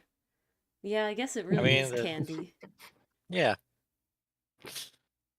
Fruitcake. No, that's too Figgy Pudding.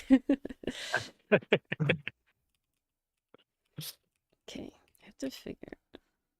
So I guess 2 separate stat blocks. Do they work in tandem with each other, or are they just going to have like opposite abilities, kind of? Because I feel like they should go hand in hand.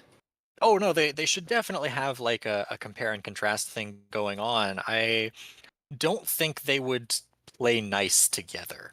I think they would be, locked in perpetual combat. 100%. Every Christmas, it's always a fight between the Colums and the Candiums. Okay. Yep. We gotta make him abnormally snatched. This is important. Unhumanly snatched. All right, chat. Well, what are we thinking for some abilities for our Colum? That sounds really big. Coal Golem.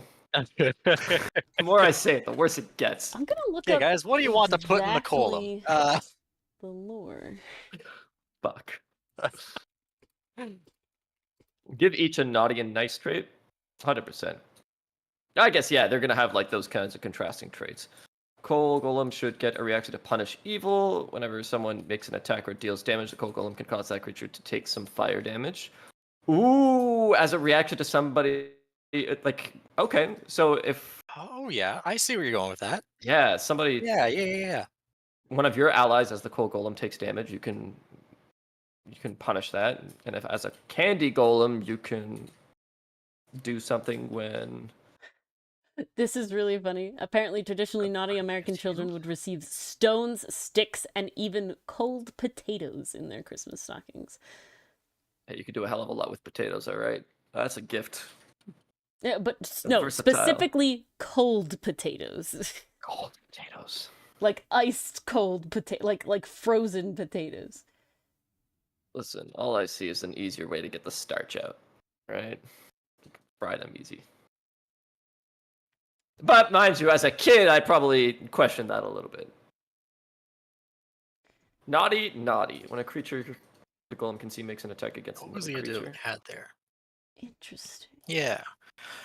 I'm just trying to see if there's something unique we should do here, or if we just rip from Hellish Rebuke. I think we just rip Hellish Rebuke, right?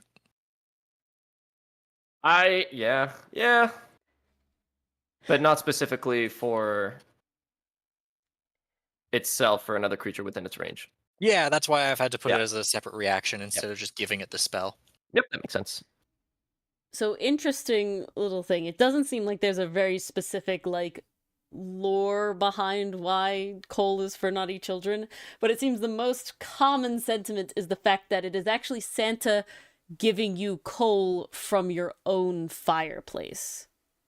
And that you're not actually getting anything at all. Is that he comes down and goes, "Oh, you're naughty, I don't have a gift. Coal?" moves on. Yeah. It's not even his, and it's something that your own home is. So I don't know if that's something to put in the column, like giving something you already have back to you. I guess that's the hellish Yep. rebuke there, isn't it? Yeah, Yeah. pretty funny. Can we give the Golem, god damn it, the Coal No. Golem weakness Column's to good. fire? You can't. Yeah, I think it has to. Can you It has light to have it on weakness to fire? fire. Can it get lit on fire? That was a good Burn. call, Tina. Also, thank you, Ryan.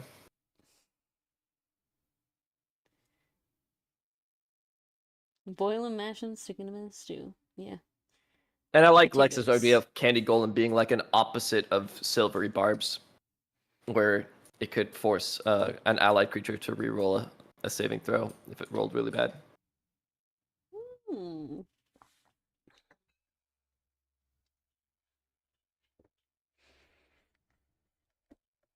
The gift of giving.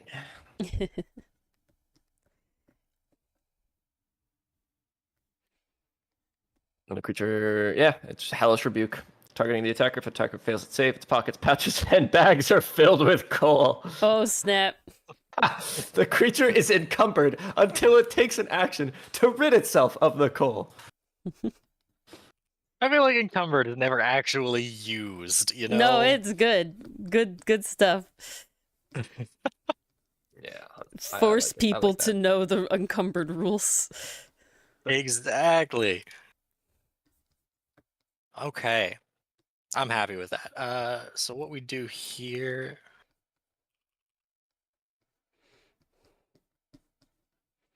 I feel like we need another attack, because having just one for the Coal Golem feels a bit constrained. I don't know if something ranged is quite what we want, or if we...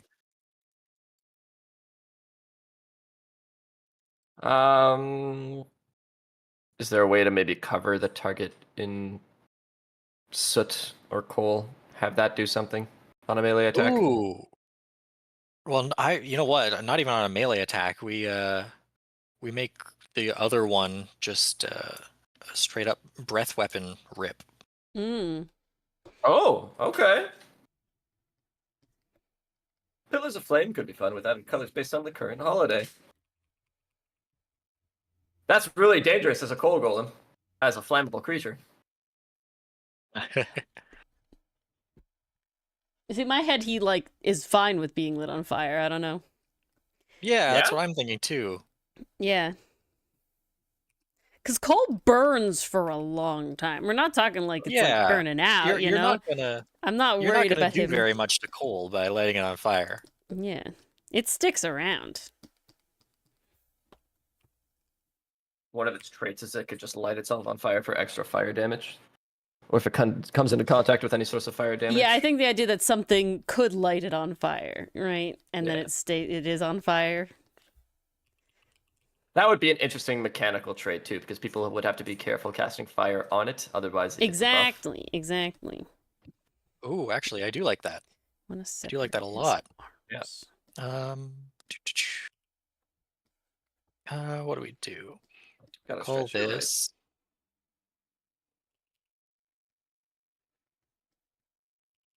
I have been sitting in the same position for like quite some time.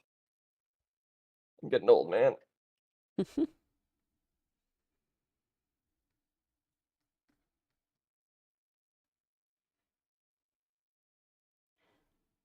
Okay. Yeah, usually little cuffs of some sort. Each creature within a 60-foot cone makes a dexterity saving throw, becoming blinded for 1 minute on a failed save. Physical darkness. I like that, Basically. like a fog. Yeah. Most of the official golems have an extra ability. Clay golems gets haste. Stone golems get slow. Iron golems get a breath weapon of poison gas, etc. Oh, yeah. Well, that works, Pastry Puff. Pastry Puff said carbon monoxide poisoning. So, works out. Poison gas. Poisoning. All together now.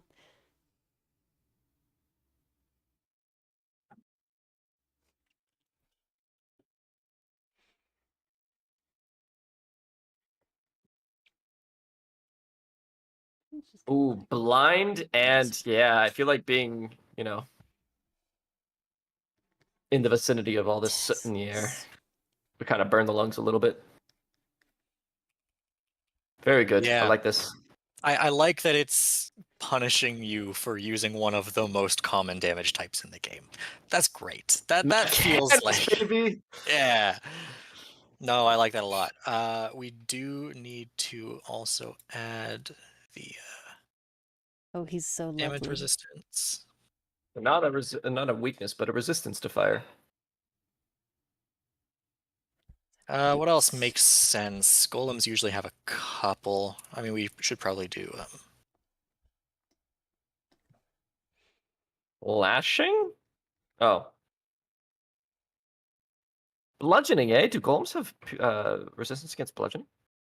well, I mean, depends which golem, but Yeah, I most of feel them like it- have a few resistances. I'm actually just going there now to double check, but I'm pretty sure most of them have. I mean, they're all pretty defensive creatures. I mean, Iron Golem has straight up immunity. Stone Golem has straight up immunity. They've all got immunity to bludgeoning, piercing, and slashing. So you know what? I'm gonna And do they add exactly that. resistance. I mean, kind of makes sense, you know. Yep. Okay, I think he's gonna be.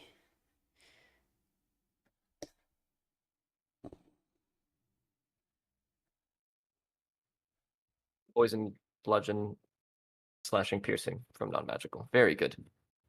Why? Immutable form. It always makes an appearance. Oh yeah, of course, absolutely. Gotta have that. And while you're typing this out, Scott, what do you think about a positive effect for allied creatures of candy golems? Yeah, I like the idea of mimicking the structure here. So it would still have like Yeah. a melee attack with the bash. It would still have a pseudo breath weapon. We wouldn't call it cough, and it would obviously be something a bit more positive. I like the idea of the altered form. Sugar too, which rush. kind of yeah, sugar. Oh, hell yes. Sugar rush. Yeah, Yeah. 100% we call it sugar rush. Was that a YouTube That's thing that I beautiful. missed? No, that was Ori. Sorry. That was an or. That was an Sugar Ori. rush. It Great just one. came to you. It literally That's was a just great like, one. this is a good thing.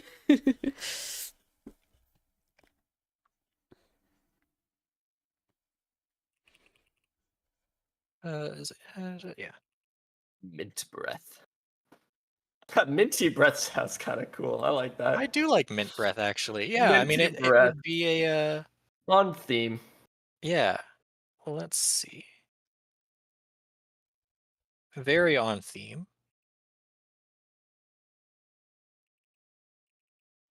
And it would be cold instead. I was thinking, should Yeah. it be damage or should it be a buff? Yeah, that was the whole. Yeah, you know what? We'll A wrap conal buff? yeah, a cone buff. Like, That's you know, interesting. I'll That's be the honest. fun That's of it. unique. you do minty breath, everybody gets like a 10-foot movement speed buff or something. Just jolt awake from the mint. Yeah, like waking up. That's what. Yeah. I like that. I'm leaning toward the buff. I think that's really cool. No, the buff Yeah, is cool. A conal buff is very interesting. Yeah. I don't think there aren't any creatures that I can think of off the top of my head that has. So conal we're giving assist. them just Conal support. bonus to movement speed for their next turn, or for a time, or the breath happens and then they can move. Breath Oh, no, happens. They have I a think 1 minute probably- buff. Yeah, 1 Okay. minute. Yeah. All right. All right.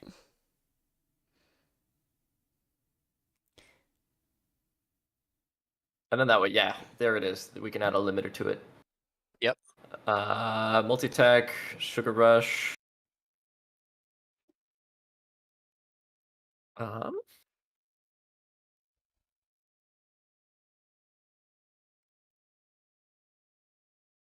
How do we?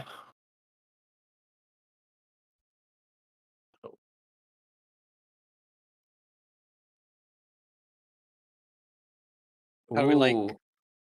I mean, if we're flipping it on its head, you know, we flip it on its head. We go with the hit point restoration instead of taking damage. I think that suits the sugar rush. We can do the same kind of balancing thing where we do some bonus elemental damage with the bash. I feel like this guy would have a weakness to fire, says Nolan. I can When the see gold that. begins at least one Yeah, hit melting point. chocolate.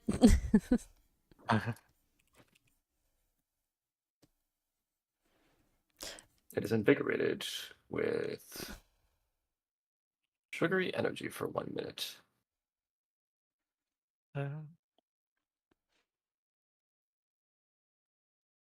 I'll energize in this way. Oh, there we go. Oh, we can throw another buff. Yeah, what do we do? Minty breath. Another buff to minty breath.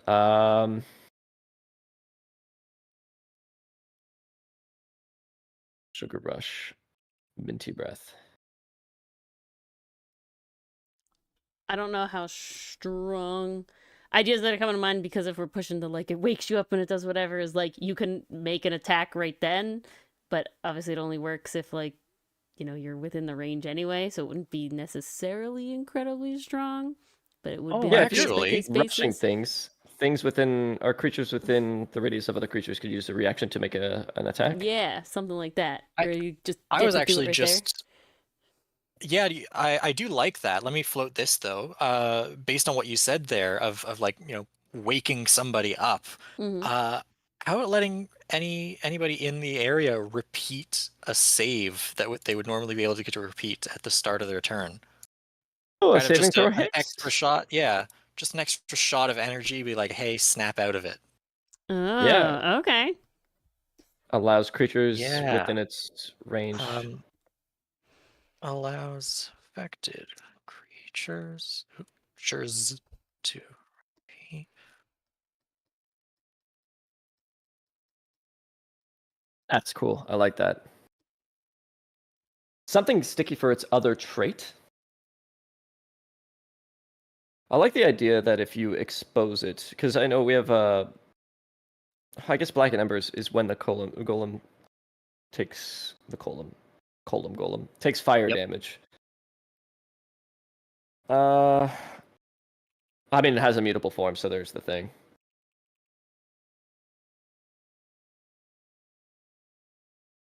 Do we do large for the cold golem? We did do huge for the cold golem. Do we like large? Do we like huge? I would I think we want say to go.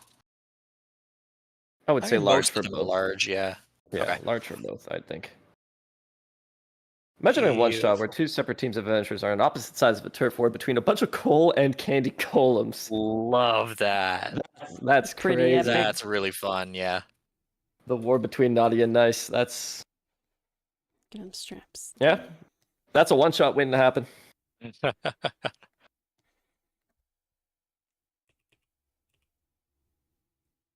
Yeah, I like that a lot. Ooh.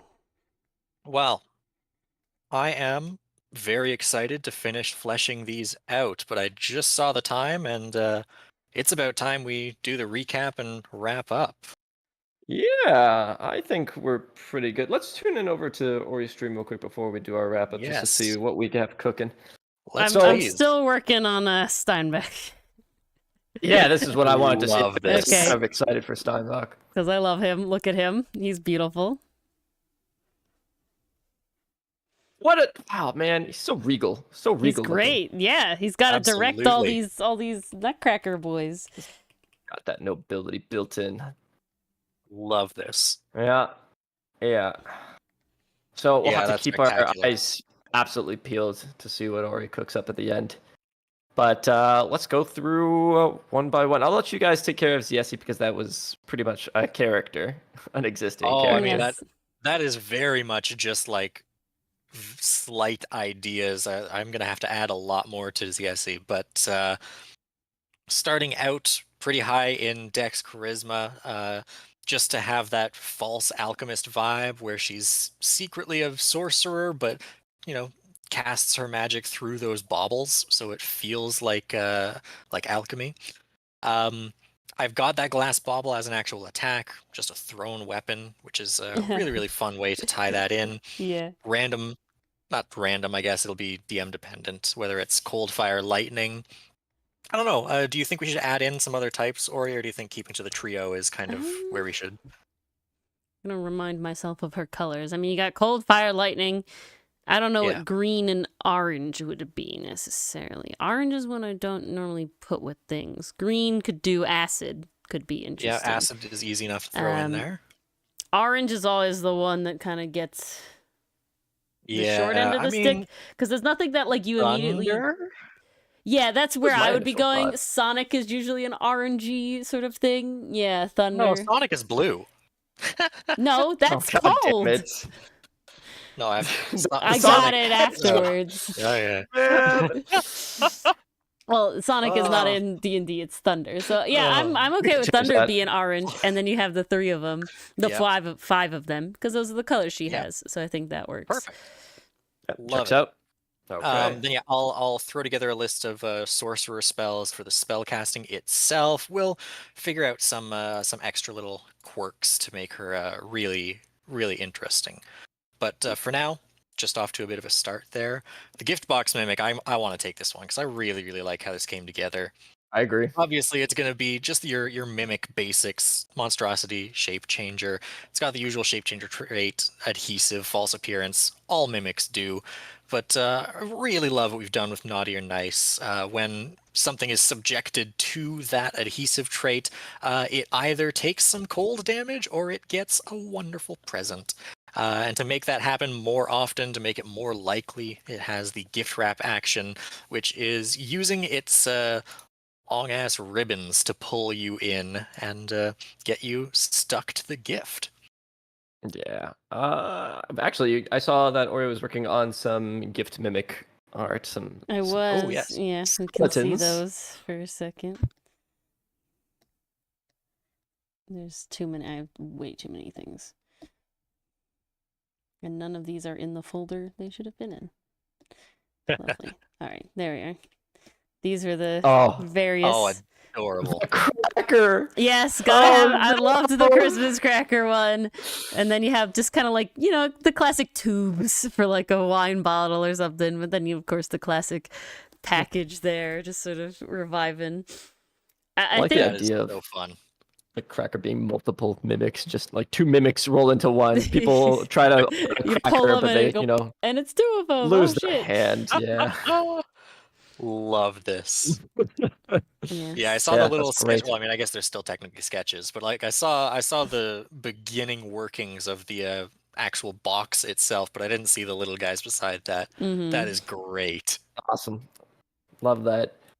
And that brings us to what's next? The Carol Siren, which we still have to work on based on our Felmade. So I have so many ideas of how that would look, so that'll be really fun. Oh, okay. We're being treated with more art after stream. Oh, I didn't know that. Well, that one really was inspired, in my opinion, with the whole and they do the snow, and it's like this is the time to make really cool like seal, penguin, bird things. It'd be kind of epic. Seal, penguin, bird things. Okay, when you think, because you have to, right, because immediately science nerd, right, yes, honestly, so really quick, Evil Genius talks about snow swimming. That is actually what you call it, because snow is considered like a fluid because of how it moves. Just like air is a fluid, so they actually consider that, they always talk about it in quotations, but when things are on top of the snow, they talk about swimming on the snow, right? And there's a lot of birds, so the grouse actually make tunnels under the snow. There's a bunch of things, but so when you look at like the animals that are good at dealing with snow, there's a bunch of things that come out, and it's mostly surface area, right? Like lynx have massive paws, snowshoe hares have massive paws, you think snowshoe vibes. But then the grouse, who doesn't have necessarily much bigger feet, but the way their feet work is they have like all these little protrusions on the sides that just adds to the surface area. So I'm very much thinking like, has anyone seen Dungeon Meshi?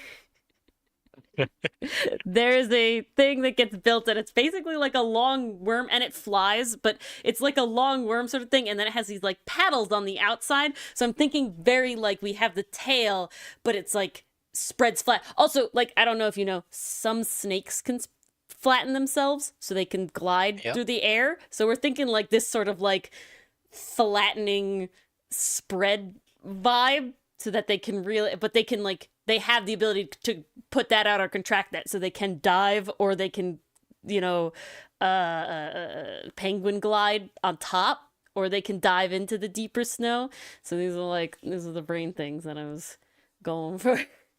That Why I is said horrifying seal but penguin incredible. bird thing. Yeah, seal penguin bird things. Yeah. That's what we're going to call them now. No, it to me it's very much the vibes of like they were named based on visual visual like phylogenetic sort of like similarities and not on any actual basis in taxonomy. That's why they're sirens, because they visually give mermaid vibes. Also, sirens are sometimes like bird related as well. That's a whole thing. Yeah. Yeah, exactly. And But no, I'm excited to see how that yeah. how that comes together on your end. I Very will fun thing. definitely keep you up to date as I change up the Felmade blocks to make that something here. Compensate for a duo. Yeah. Oh, that's really cool. The fact that we have a mirror. Absolutely. I mean, my personal favorite is the Swarm of Nutcrackers and the toy Bataneer. He's lovely. We love him. I'm so stoked for like the little toy soldiers that you could come up with for this. Like this is again I'm just ready. hitting so they're many gonna be like points. They're gonna be like a small little like following behind him. I'm very excited. Little musketeers. Amazing. Like I can't wait. It's just like you have to fix his proportions a little bit. It being a swarm creature, does have its limitations, but this is the first swarm creature that we could think of that has ranged weapon attacks. So a bunch of little toy soldiers lining up with their muskets and laying loose for a range of a max of 120 before fizzling out and a range of 30 before disadvantage. So that's really cool. To cut that range because that might be a bit much. But that is a lot. I will. Well, I also want these to be pretty. I'm thinking like around CR4. I want it to be a pretty impactful swarm.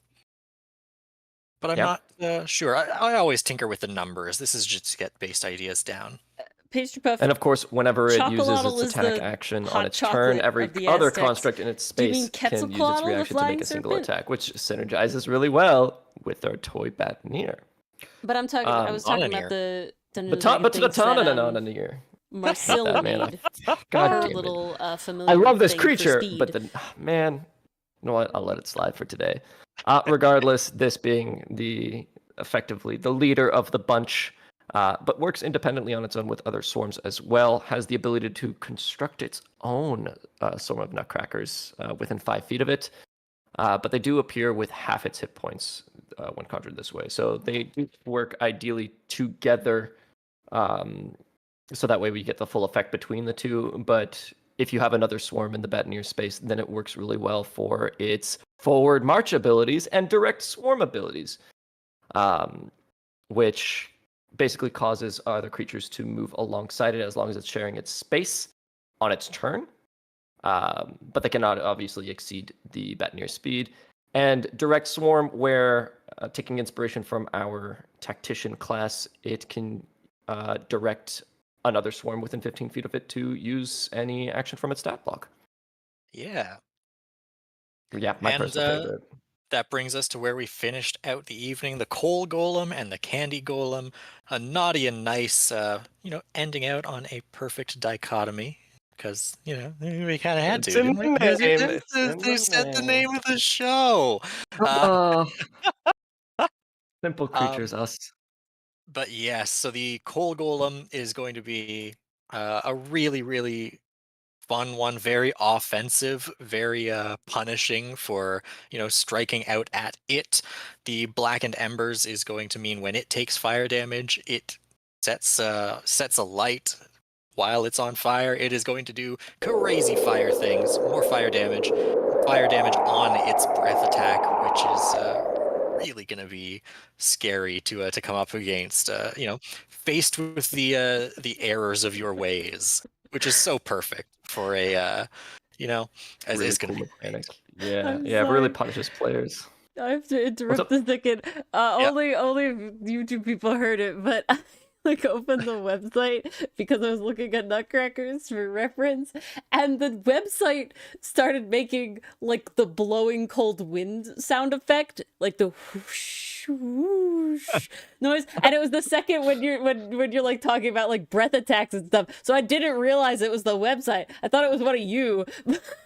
Oh my Some sort god. of sound. And it took me a second to be like, oh, that was the that was the website I just opened up. Why is it making this noise? Nah, That we'll is chalk it to you perfect. making thematic It sense was with it. just All right. such on the right like timing of it all. Yeah, Absolutely couldn't love read it. that. Oh my that's God. awesome. As a contrast to that, I mean, the coal golem punishes you for striking out at it, and the candy golem is going to reward you for helping it for doing the right thing when it restores hit points, which it has no way to do on its own. So you've got to restore hit points to it. When it restores at least one hit point, it gets a lot stronger. It can do attacks, same way, extra damage when it hits. But what makes it really exciting is its breath weapon, the Minty Breath, is not only going to make you move more quickly, as it always does, but it also is going to let you repeat a saving throw that you would normally be able to at the start of your turn, just kind of to let you get back into peak form. Awesome. The naughty or nice contrast between these two is pretty good. Not exactly what I thought was going to happen in terms of naughty or nice. I thought we were going to get something a little bit more like on the nose, but a coal golem and a candy golem is just, you could put those anywhere and they'd be cool. True, actually, yeah. I mean, the coal golem can fit anywhere, even outside of Christmas, and the candy golem, it's a little bit more whimsical, a little bit harder to fit into a fantasy setting. But there's no reason you can't. Yeah, you get that Hansel and Gretel themed, mystical woods of Yeah, there you candy, and go. then get Yeah, lost yeah. in Your there. That's a Candyland perfect campaign. the Candyland campaign. And then again, coal golems you can just throw in like a volcano setting. Boom, they're there. Or they came Absolutely. out of someone's fire pit. An Yeah, infestation. someone's fire. Yeah. Ooh, that's an interesting take on that. Yeah, like that. Might have to use that. All But that right, just about guys. wraps it up, doesn't it? That absolutely does. We put together some amazing ideas. Thank you to everybody in chat for having done that. I mean, we definitely wouldn't have gotten here without you guys. I love these great brainstorming sessions, and you've given me a lot to work with. So I'm excited to refine these. Of course, Ori, thank you so much for Again, the ideas, for the company, and of course for the the art as well. I art. mean, Thank you for it's fueling. Oh, I didn't mean to pun, but there you go. Fueling my Nutcracker idea desire. Absolutely. No, I'm so thrilled with how this is turning out, and I'm excited to see what else you end up putting together. That's going to be great. Now, I know that Ori usually goes a lot later than we are. I don't know if you guys want to stick around, if you want to, visit her on YouTube after we wrap up here. Are Yeah, you we'll still probably be going? Or, yeah? going. Yep, we'll probably still be going. We wanna keep drawing this boy. Perfect. Fantastic. What I'm going to do then is, I know it's still pinned, but I'm just going to throw that in chat. I could So that- start streaming on Twitch. Actually, do we want to? Oh, that too. Yeah. Oh yeah, We yeah. could If do you want to that. do that, we on can that. Yeah, sure. Give we me can one just, second, and do we can go just raid do a raid over. thing. Yeah, and look at that. All right, I have to Handy dandy remember nice how to raid. do things. Makes it so though. much easier. Yeah, it Why not? does, doesn't it? While you're getting that set up, everybody, as a reminder, these workshop documents, what you're seeing on stream here, we leave these open for commenting after everything here.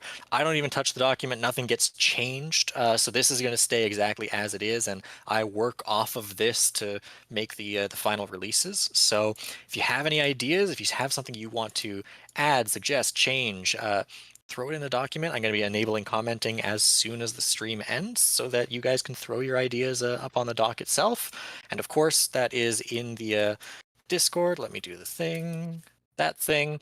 That's in the Discord for anybody that isn't already there. If you want to join, if you want to check that out. And of course, see all the other things that we do at the same time. Yes, and be sure to check out our Patreon if you so wish to look for more of our dichotomy content that isn't available within the Discord. And as another reminder, we only have, I think, one Tuesday left for our desert-themed, Yes. or the desert theme of the month, rather.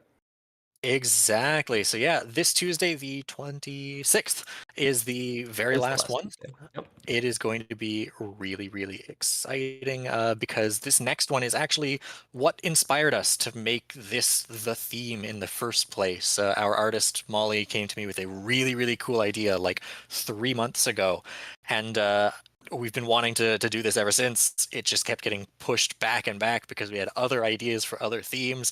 Partly Ori's fault. I'm sorry. How dare you inspire us to do cool things? But anyways, The yeah, art was too strong. finally. Honestly, blame Molly again is all I'm gonna say. It's Yeah, really, oh, that's fair. you know, come on. She made it too good to refuse. That's fair. That is very fair. It all circles last- back to Molly's fault. Molly! But yes, something that I've been waiting and waiting and waiting to finally put together to finally post. We're going to see that on Tuesday. So I'm very excited for that to go live. And then I guess we normally do this at the end of every stream, just kind of talk about what's happening for our consequence stream. I don't know if, Scott, you're cool with me taking the lead on this one? Yeah, we've already talked about that at the end of the last one, and the only reason it's different is because we had this chance to work with Ori. So yeah, you take it and run. Yeah, you're excited about it. I'm really excited. It's time for the return to Mechanist, that class that we made way back when, and it's still in the works. But I think we ought to take a second pass at it. So it's class making time again. Absolutely. I do have a bit more of a refined version than the work in progress that we had from that original stream. So what you see at the start of next stream is going to be slightly different than you may remember from before, but I definitely still recommend looking at the old Google Doc in the Discord. Remind yourself the basics of the class, and I'm excited to bring those updates, show you guys what it looks like now, and hopefully we can get this into a finished state soon. Perfect. And with that With being all that said, yeah, it's time to pass it over to Ori, so Ori can do Ori things on Ori's stream. You're gonna Thank keep you Art very, and very much. Once chatting again. about whatever. If you liked the wild vibes, that's what we're just doing over Absolutely. here. that would be Maybe we'll get to Ace. snow sirens. Who knows? Ooh. I mean, I got 2 more hours, so who knows? We got time. Exactly, Lex. Yeah, 2 weeks out. We will be watching with great interest. There you go. All right, gang. guys. So it's time to raid the channel. But Ori, thank you again for being on. It's always a delight. Thank you for having me. I'm glad to have made this Nutcracker desire. It's so reality. good. He's all And I yes, wanted. Lex, 2 weeks, 2 Fridays, or rather, not next Friday, the following Friday will be our next stream as per the usual schedule. And then, yes, we will absolutely see you. All Take right, care, guys. guys. Everybody, have a good night. Mwah. All right, All I'm gonna right, hop and out of their let's go back to Discord. raid. Goodbye. I'll see you guys on stream. Ta-ta. No, my avatar's gone. I have to change into Discord. Oh my lord. I can't find the channel. There it is. I'm back. Hello. There's no phones now. There's also no music. I need to bring the music back. I didn't bring music before. And I need to make the music happen. I'm blanking on how to make music happen. I have way too many tabs open. YouTube. Oh, you do look familiar. Hello, welcome, evil genius. Yes, we're just gonna continue vibing over here. No more phones clogging up the screen now. I gotta get the music in here. Gotta find my... Oh, goodness. Cozy Autumn Bakery, I believe is what it's called. There it is. There we go. Now we got some nice vibes. It's not Christmas yet. I refuse to play Christmassy music until after Thanksgiving. I would like to enjoy all the holidays. So while we're drawing nutcrackers, because you gotta prepare. The Dichotomy Games peeps, they prepare better than Ori does. Ori doesn't start drawing the stuff until the season, and then that means that the stuff doesn't come out for the season, and such is life.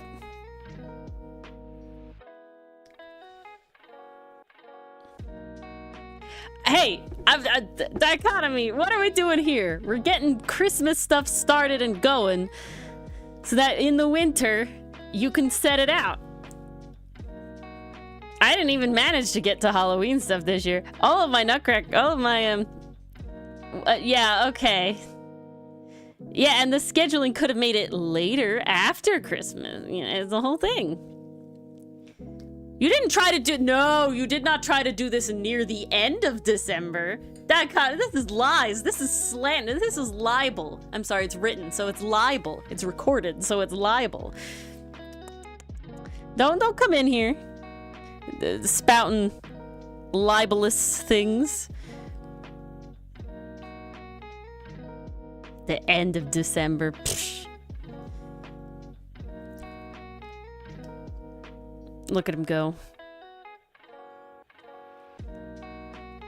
Okay, I don't know what's up with his arm, but it's too close to his body.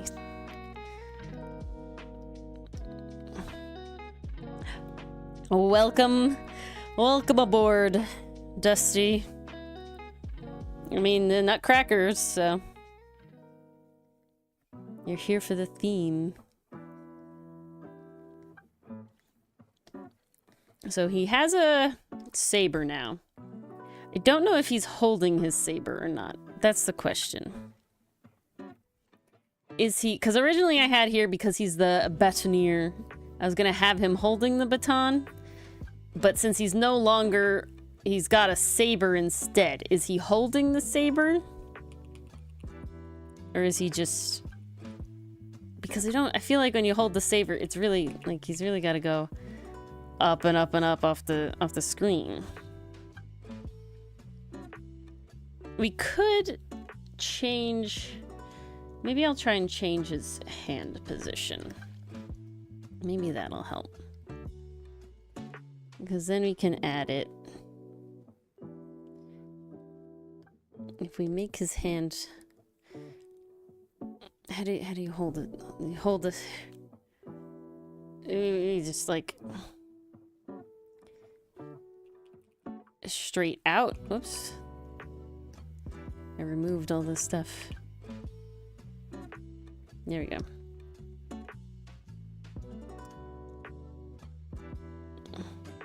I don't know. Because I feel like when you like walk with a saber, you hold it to your chest like this. But I don't want to like obscure his vibe, if that makes sense. So what if he holds it like out, maybe? I feel like that's kind of weird. What if he holds it over his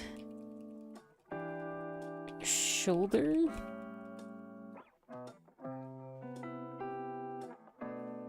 That's more like a musket thing. And you hold it. Okay, let's go to the internet. Marching with sabers. None of these are what I want. This is all Flagline, but none of them are actually holding sabers. And I know Flagline does do sabers sometimes, but... Why are none of these images of them holding sabers?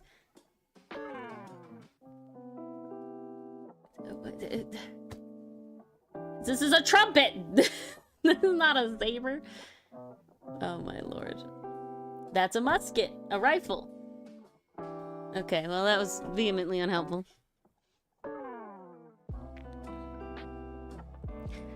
I just liked... Screw it. He has the saber on his side, but he's holding the baton because that's what I want. Screw it.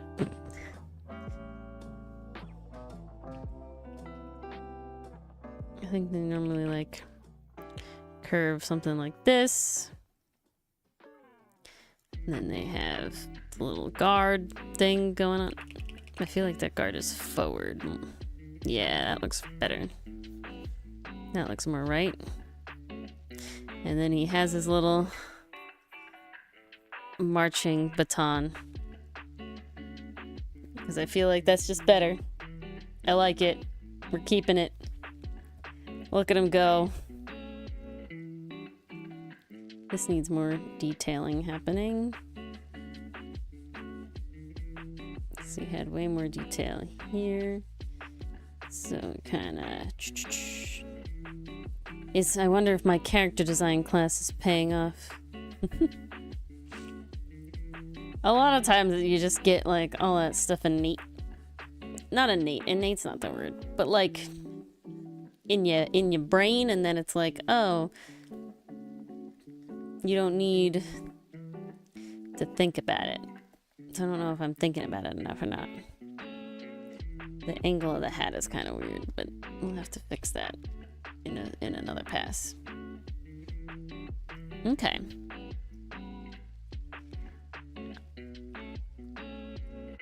How do I... My fist is down. You gotta make reference, your own reference of yourself. That is the ticket. Beauteous. I think we'll iron this guy out. We won't finish him, but I think we'll just iron him out. We'll give a little bit of thought to the nutcrackers he's with. I know they did rifle fires, so I think what I'm gonna do is I'm gonna try to make like a base nutcracker and then kind of edit them all. So I like this size. This is the size I like. So if we have, let me look at like the most generic nutcracker. Nutcracker. I don't want that. If I just type nutcracker in Google, are you gonna give me... You're not. You know, I'm surprised that saying nutcracker in to Google doesn't immediately give back like the actual functional thing you use to crack nuts. Does anybody else do that? Does anybody else have that at Christmas time? Your family breaks out the bowl of unshelled nuts? Is that, yeah, of unshelled nuts, and the nutcracker, the cracker, and you go at them.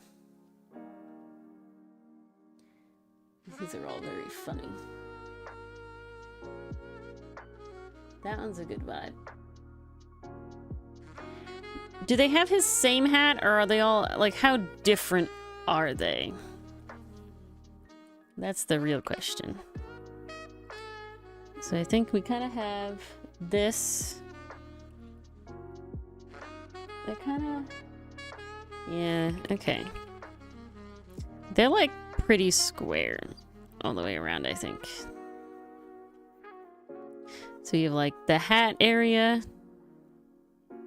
the face area, and they can have two kinds of noses. They can have the nose like him, or they can have the little round nose. I feel like the round nose gives the more toy vibe. Does he have little cheeks? Ooh.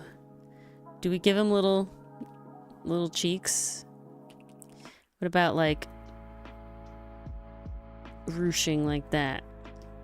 Ooh. I think he needs something. I think he needs something. Add to the toy vibe. I feel like he needs... Okay, that's it. That's it right there. The little small blushies. He gives a little bit of toy, but not too much toy, you know? Yeah. I'm feeling it. I'm feeling it. His nose is also like a color, because that's how it normally goes. But I think giving them the little bauble nose and the painted mustache pushes that these are toys more. And nutcrackers, they sort of have cheeks in their mustache. Because, like, I don't think I want to give him, like... Do I want to give him that bigger cheeks? Now I'm debating. I like it.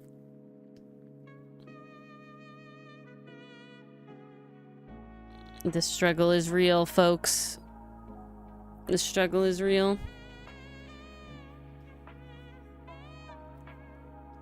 Okay, yeah, we're doing that. At least right now. Maybe we'll change it later. Who knows? But then they have this bit. It comes down rather straight. Oh no, it doesn't. Sorry. They have this bit like this, and then it kind of comes down like that. Then they have their snatched little waist belt, and then they have their little bottom bit. I feel like I've made him too long. Oops, I can't do that because you're on a layer with other stuff, because that was dumb of me. Alrighty.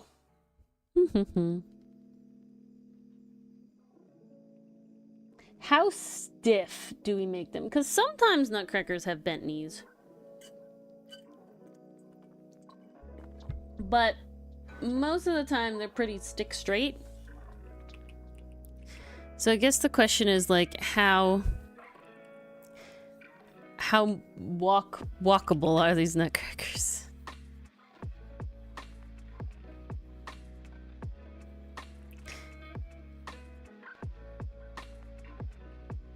I feel like, because the other issue is that, like, their legs, you need to make their legs longer, actually.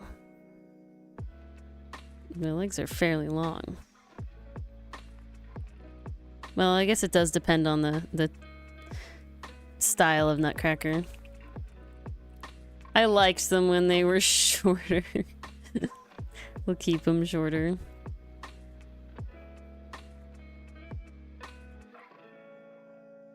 Maybe something like that. Yeah, okay. And then we have... They really only have like 2 arm things. They have either this... I think I'm gonna keep them pretty stiff. I feel like that's the way to go. So I might actually take this leg and separate it a little. Whoops, whoops. Okay, something like that. Yeah, that's how we gotta do it. They definitely all have this, like, flat eye face thing. This and a little beard. Something. I guess, yeah, they don't really have, like, sideburns or anything. Sometimes they kind of have... Ooh, there we go. Okay. That's something like that. Lovely, he's great. Now we're gonna move this guy, and we're gonna make some changes. He's gonna have, like, a little crown, because that's a very common thing. Something like this. That's a common nutcracker look. We'll give him not really any other kinds of noses. They really just have the 2 kinds of noses, so we'll give him something like this. We'll give him a little smaller mustache. Mustache. Give him different hair. Everybody needs the little epaulets. That's what they are. I guess really they'd be like that. Yeah. Another thing I'm gonna have, well, they'll be colorful, they'll be flatter, if that makes sense, right? So he has a lot of texture to him. to try and set him apart. But these guys will be pretty just bands of color, not really actual texture. I like that. I really should be switching which arm is forward and which is back, but I think that'll be for future Ori to deal with. Look at them!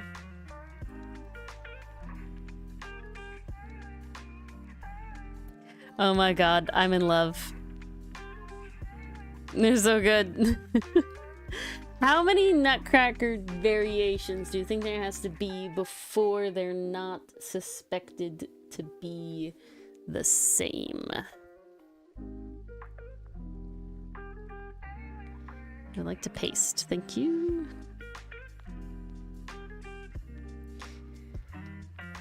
Because I want enough where it's like, if I copy paste a bunch, it won't be odd. But not so many that it's like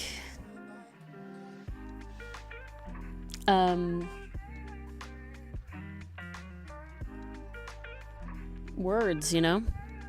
Maybe we'll give him smaller cheeks and a straighter mustache. Not so many that I want to not do it. Maybe should they all have angry eyebrows? I don't know. Some of them have like top hat-esque things. He has like the same hat as him. There is a hat that's kind of like out and then in like this. And he just has like a regular, he doesn't have a brim like this guy has a brim. And then this guy doesn't have that. And we'll give him like a pointier one than this one. This should really be higher, it looks like. It looks like the kings have higher bits. And then like gems and stuff here. Yeah, like that. And it's uniform all the way around? Yeah, it's uniform all the way around. Okay, hat's kind of low on his head now, but that's fine.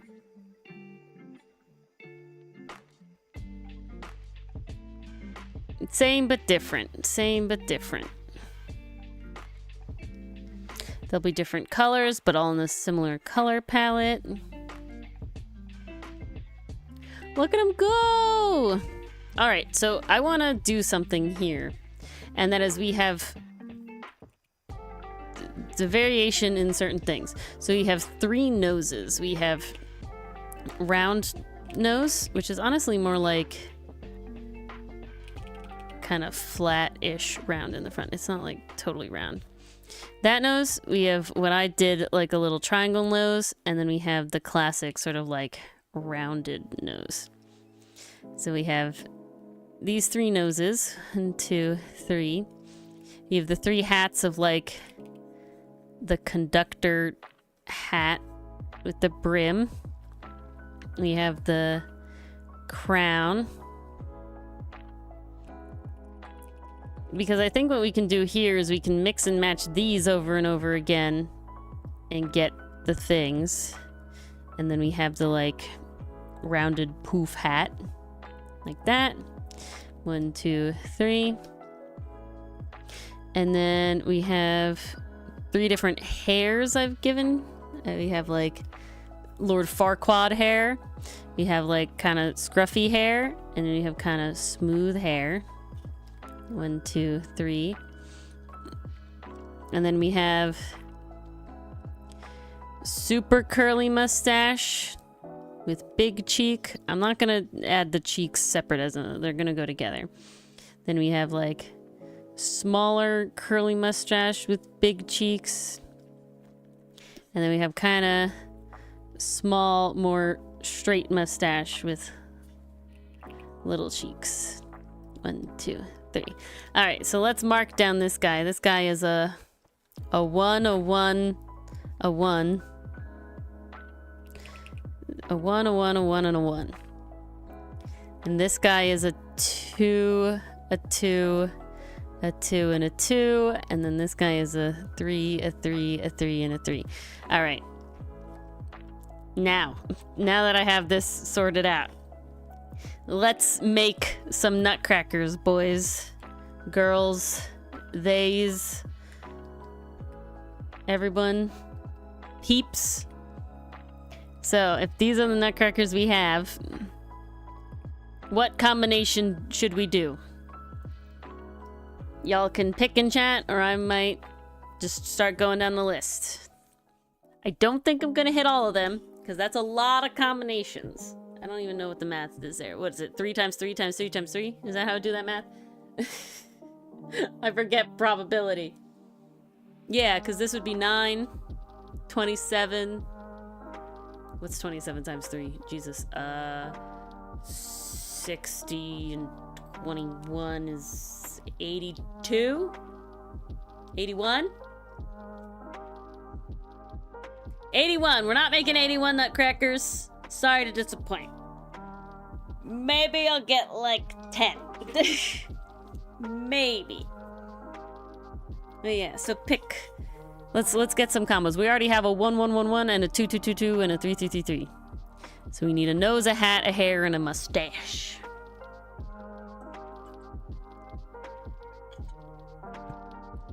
Not a ton to go off of, but then they'll have colors. And that'll be a whole thing. 2 2 3 1. All right. 2 2 3 1. So let us. Oh, did I do a dumb? I did do a dumb. That's okay. We're gonna fix this anyway. We're gonna make a true base by doing this. We're gonna just knock out bases. So we have the head with an eye. The eye's important. The beard's important. I'm just trying to knock out a base real quick. It doesn't have any features on it. And then I can indeed just draw the features over him. They are so cute though. Lordy. Okay, that's the base. Whoops. Gotta add that. Okay, that's the base. So now we're gonna do this. And the goal is 2 2 3 1. Okay. So we have triangle nose, crown hat. So crown hat kind of has the straight part. And we got the uppy bits. The roundness. Kind of come out a little bit. The gems. And then he's got the straighter hair. And then you've returned, but you're earless. Oh no, Dichotomy. How could you? So 2 2 3 and then 1. So we have a big mustache with big cheeks. There we go. Another one to the lineup. All right, so let's tell Dichotomy. Pick a combo of the nose, hat, hair, and stash. Look at the chart. Utilize the chart. Let's hope Dichotomy returns. If anybody else wants to add their little combo, please be my guest. They're gonna be pretty simple. They're fairly solid, not really decorated, mostly just solid colors. But that'll be the fun of it. 1, 3, 2, 3. Beautiful. Let's get another one of these boys up. Why can I not? 1, 3, 2, 3. So 1 is round nose. 1, and we have 3 is round hat.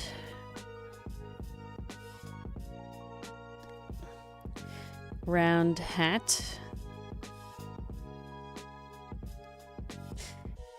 2 is shaggy hair.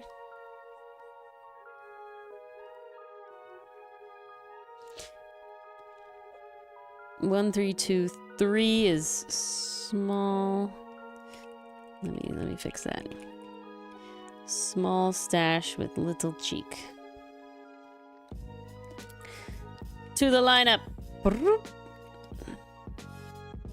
Okay, from Dichotomy we have 3, 3, 3, 1.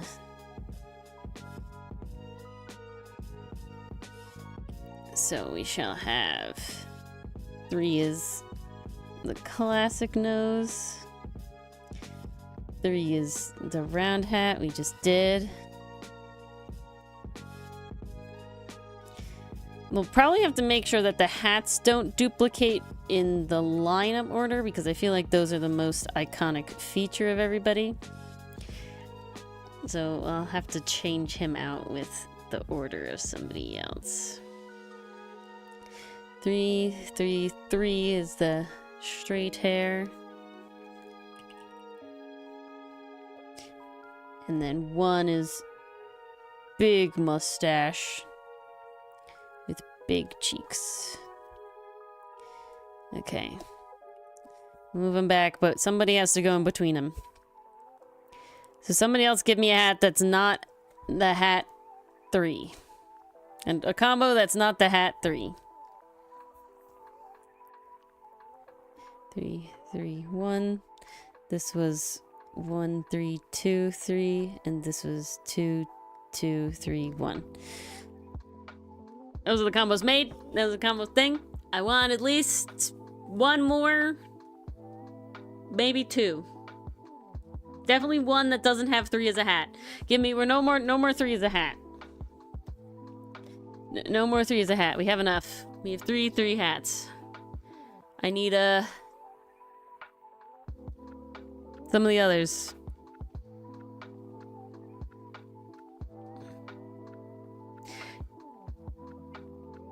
Yeah, we'll do, I think we'll do 2 more, because that'll give us, if I get 1 more crown, and then I need 2 more 1s, so. Something with a 2 hat, and something with a 1 hat. Well, 2 with a 1 hat. Otherwise, I'm gonna pick. Let's tell the economy again. Another, but with only the 1 or 2. With only the... So, pastry already got the 2 in, so only the number 1 hat die. Okay, so we have 3, 2, 3, 1. Let's go. So no more this one.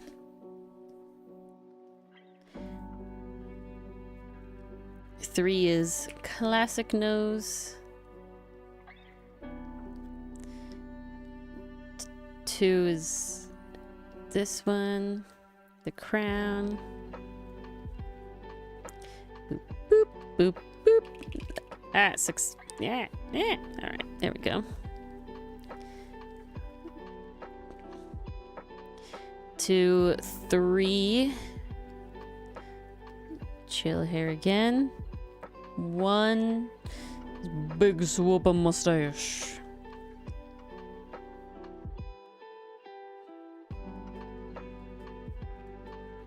All right. Another one from the factory. Ship him out. He's gonna go near the end. 'Cause I really want a number 1 hat to go in the middle here. So this was what was this? This was 3, 2, 3, 1. 3, 2, 3, 1. All right, Pastry, do one with the 1 hat, and then we'll see if Dichotomy can get one with the 1 hat. And that'll be it. That'll be the success.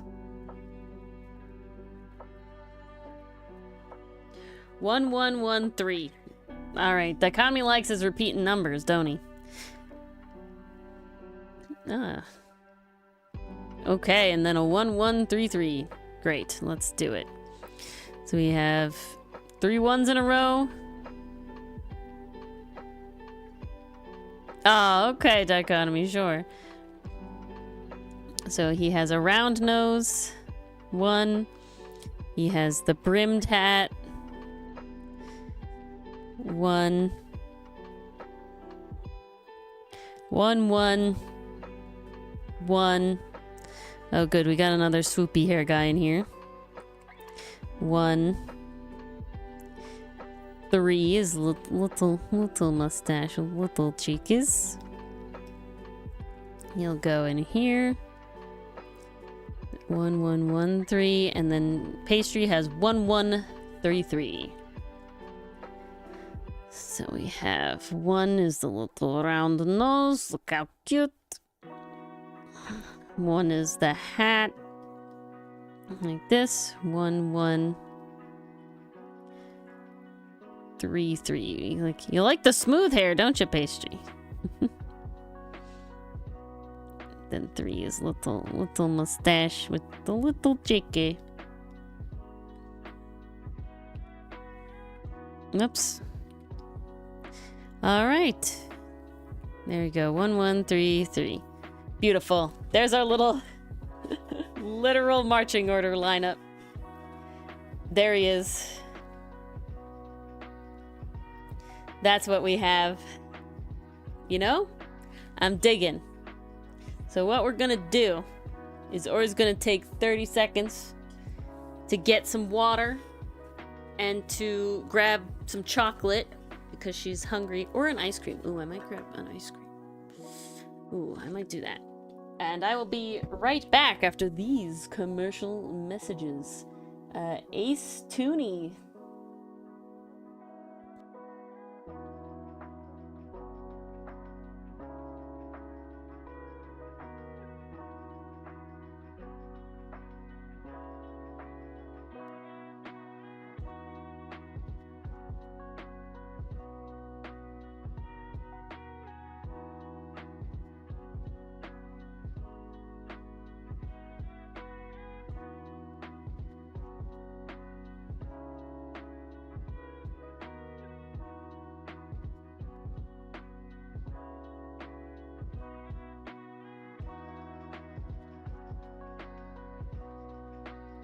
All right, I've returned. If you're on YouTube and you like what you see, give us a like. You know, if you're new, if you're not, give us a little like. It really helps us out. You know, subscribe, follow, depending on what you're at. If you did not get an ad, or if you did get an ad, I got a plug. If you like my art in any way, I make a comic with my usual co-host, Laura of Mars, who's not here at the moment, but you should go read it if you like cool stuff and like animal-y characters and things. Check it out. I'm not biased at all. If you don't like reading, we have a YouTube channel. I don't know if I've set this up or not. I have not. But there's a YouTube channel called Folding Planets that you can go to and listen to the dub with lovely voice acting by yours truly and my co-host Mars and Dylan, our other co-hoster for game nights. Now that shilling is out of the way, let's talk about cold sirens. So, because that's what I want to do next. I'm okay. We've got to be able to do a better name than like choir sirens. I'm curious what the etymology of siren is.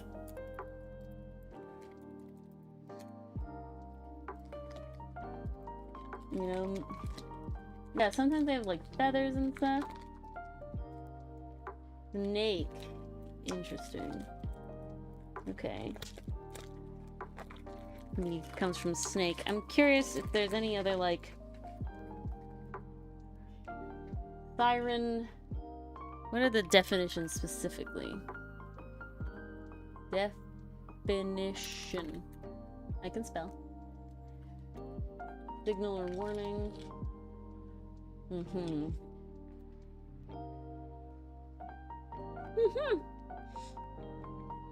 A synonym for siren, the thing on like an ambulance, is also apparently a hooter.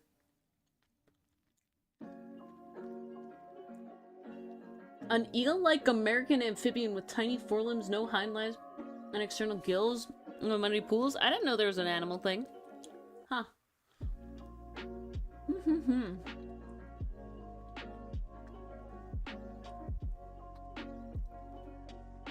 Seductress, temptress. None of these are good. Tease, vamp, mantrap. None of these are good. Wire synonym.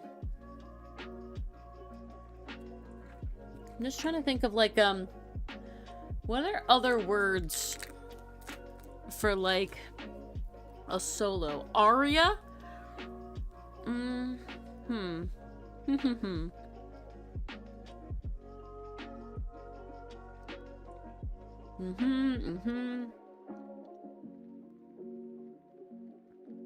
Because I feel like we can do better than like snow siren or something. I don't even remember what we called it. Carol siren. Yeah. I feel like we can do better.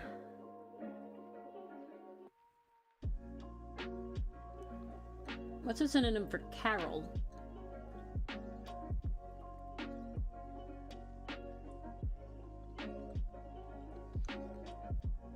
Canticle. Noel. Wassail.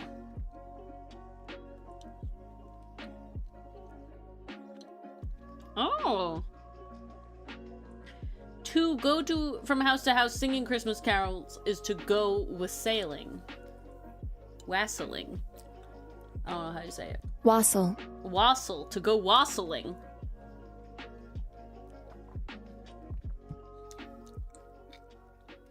So, I don't know how to put that into a thing, but I think that's a place to start, and that's all I'm gonna say. Put that in their minds. I lost my pen. What did I do with my stylus? It rolled back. All right. What? I can spell, I swear. Wassail? Question mark? Something like that.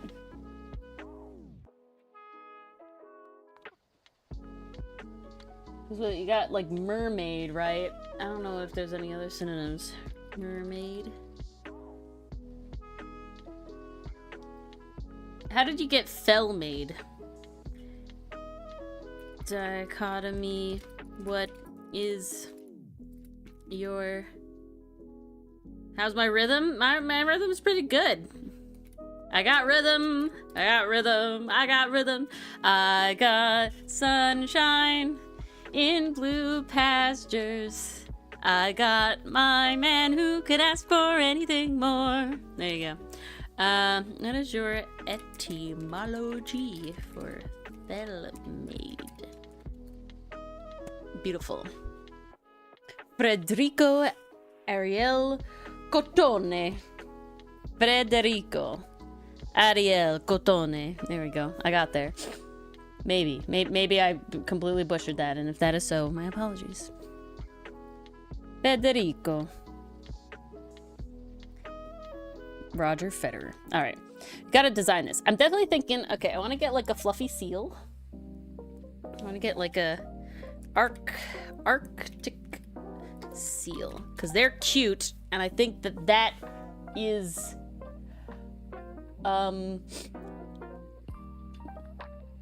disarming. That's the word that I want. Harp seal. I love that. I love that. That's what we're going with. The harp seal. It literally has the word harp on it.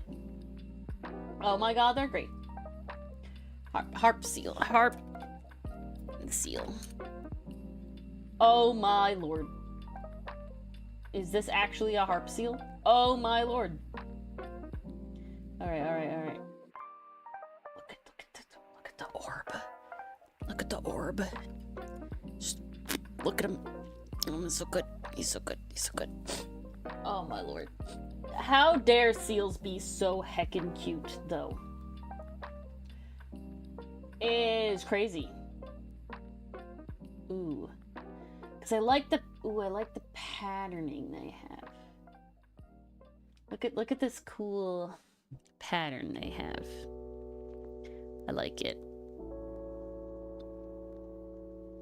I like the pattern. And then I also want to look up leopard seal. Yeah, that's what I want. Leopard seals are wild. You have these seals, and then you have, like, this thing that's more shark than dog, and, like, wild stuff.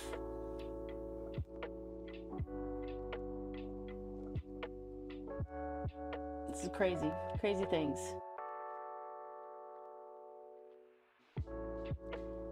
They're just so different looking. Like, look at this thing. This thing don't look like that thing. But they're both seals, huh? Wild. Oh, well, Jamie, thanks for lurking. Thanks for chilling with us, whether you're listening or not, but I will thank you anyway. No clue the name was given to you for a project. The Fell Maid was assigned to you as the Fire Maid. I see, Dichotomy, I see. Fell. Definition. Images all. Fell, fierce and common, archaic, upper part of a surface, upper part of a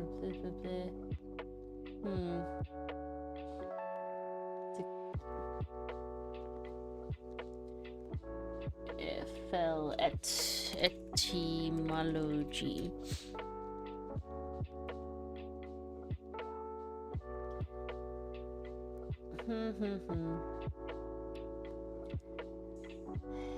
Yeah. Shrewd, subtle, fierce, combat, dotty, Esther, person of mind. Severe destructive force of wind stuff. Nah. What are like avalanche oh yeah, let's look up avalanche etymology. It comes from lavalanche, and avalare. Lavalanche, amazing.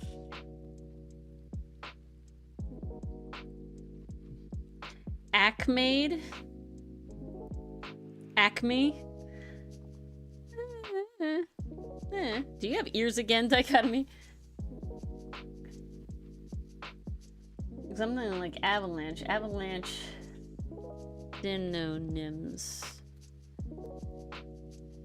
All of these suck. Deluge. All these are bad. Barrage.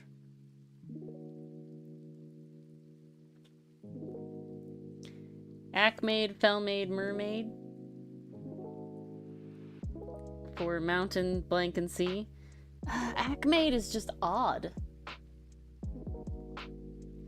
Avalade. Avade. Amaid. Sumaid? Like a summit? I don't know. I mean, it's your thing, Dichotomy. I liked Wassail. But I got distracted. I want the leopard seals in here, though. They're wonky, but I need it. And then I also need sliding penguins. What kind of penguins slide? It's like mostly emperor. Some of the little ones too. kind of have the big bellies. I like the eye makeup of this one though.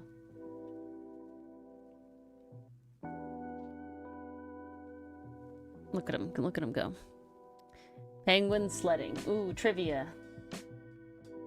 Let's go look at our trivia. How many prongs does Spear and Nickel Samurai have? Nickel Samurai. Nickel Samurai. I know this one.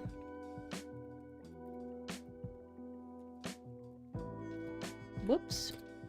I can spell, I promise. Beautiful. All right. And then I want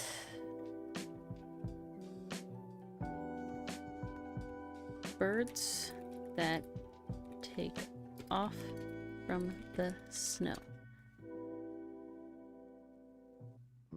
Burrowing snowbirds. Ooh, I like this. What is this thing? I like him. Can I get red poles? Common red poles? Parchment. Okay, these are different birds. What is this one? He's got a red eyebrow. We'll look. Ooh. Okay. I'm here for this thing. Look at that.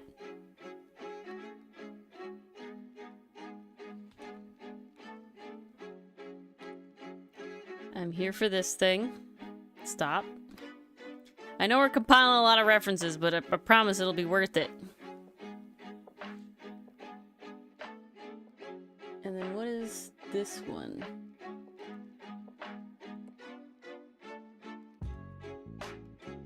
Aw, it's cute, but it's less cool.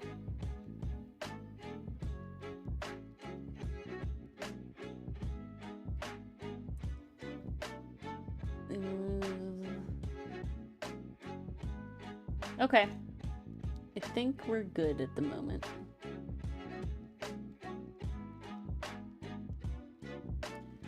Birds that hop on snow. There's a specific bird that I want.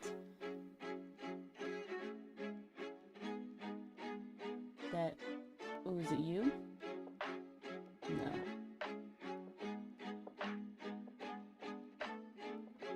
All right, is what it is. I've done what I can. Otherwise, I'll never get going if I don't start. Ah, heck! I closed too many tabs. Okay, so seals have kind of like they have a very foot flipper. Let's look up seal tail fin. 'Cause that's really their legs, their feet. Yeah, that is not what it looks like. Yeah, it looks more like this.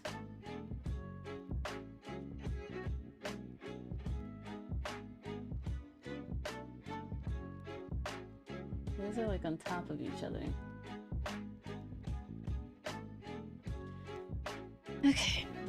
Okay. We're going to 10. I'm probably gonna go to 11.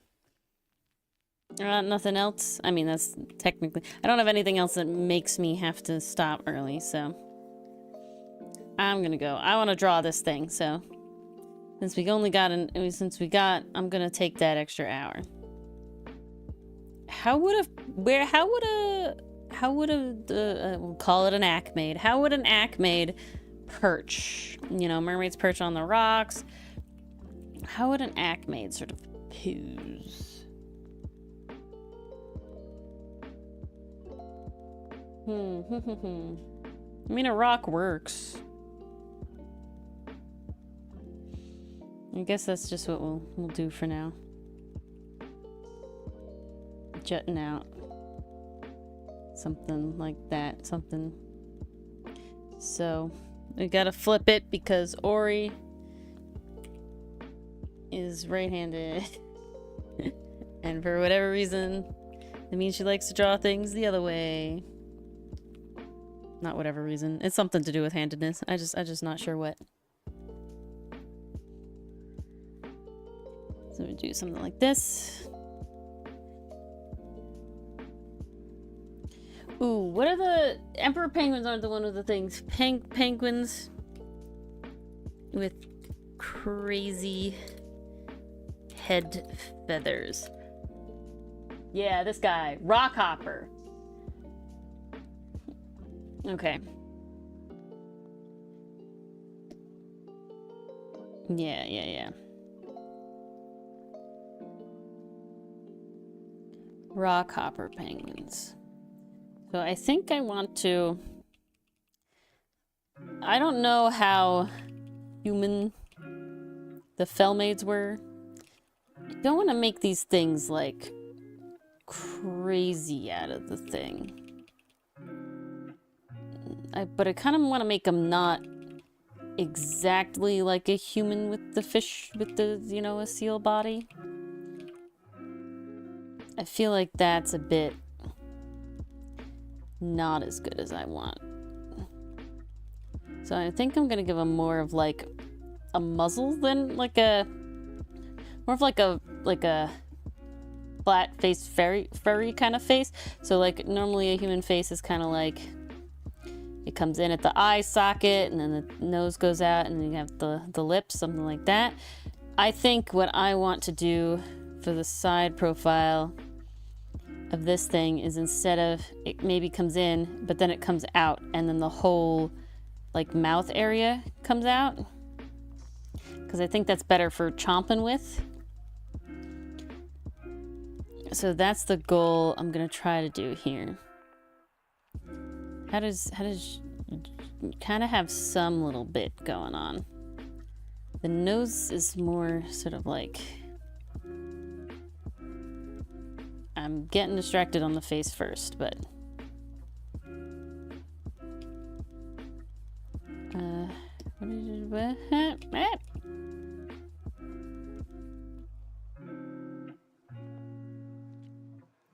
I don't know, maybe it's not human-y enough.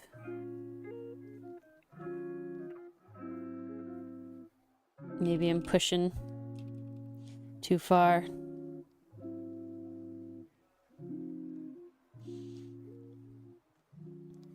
I don't know, we'll see where it goes and then...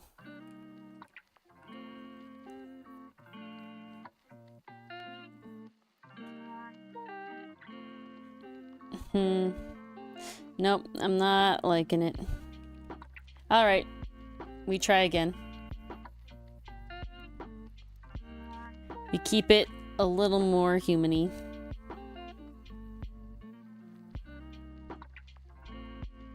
You don't push as hard.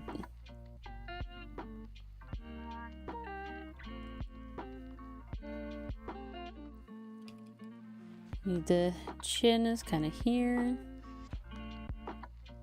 And then we have this. The body.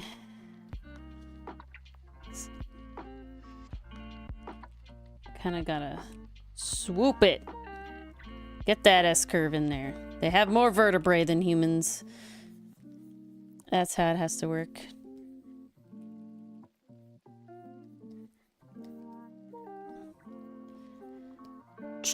Okay. And then we really want the sort of like wide, like the width. Really gotta get some width here.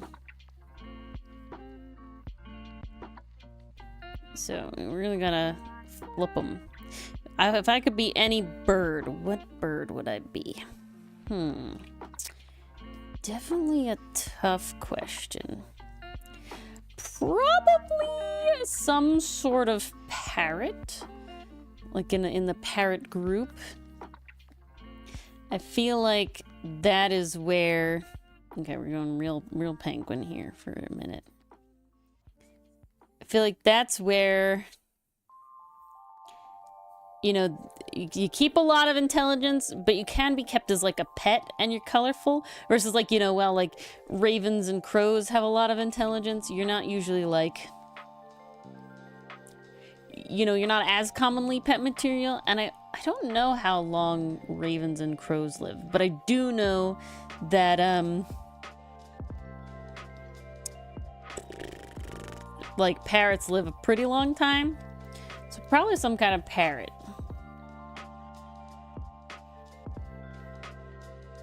Like a big parrot, like a macaw, you know, like a large parrot.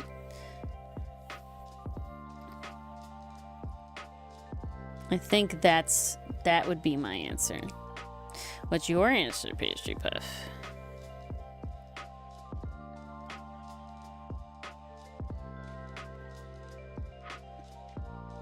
Okay.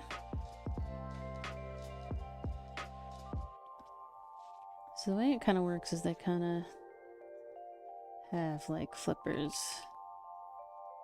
Kind of come. Oh my lord. There's never enough space on the damn canvas. Ori draws too freaking big.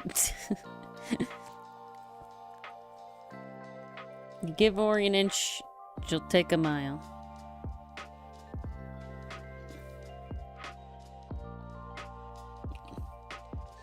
The Raven Crow, you just find the most interesting, love their intelligence.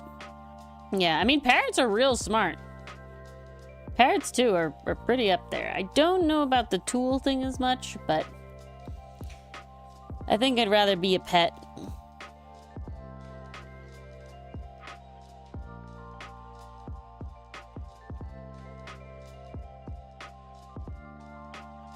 Okay, there we go.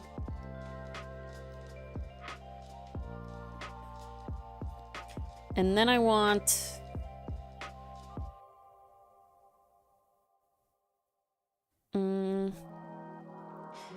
like really some sort of like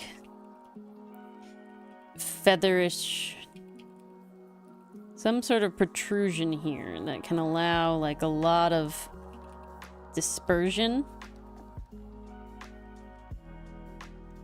And I feel like they'll be kind of wing-like, so I kind of need them to be flexible so that they can slim down or they can spread out. Ooh, what if it's connected to their arms? I like that idea. So they have their arms, and I want their arms to be really fluffy like the feet here. So that's, we're gonna go to another layer. We're layering it up. Really? So definitely clawed. Like talons and stuff.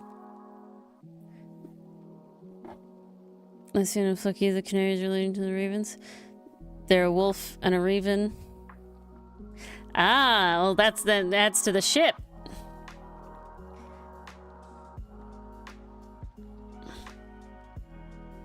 There you go.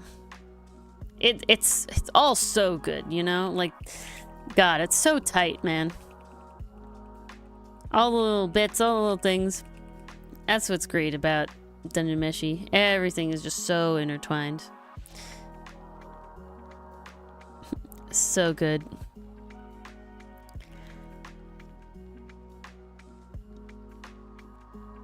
So we have a lot of fur here.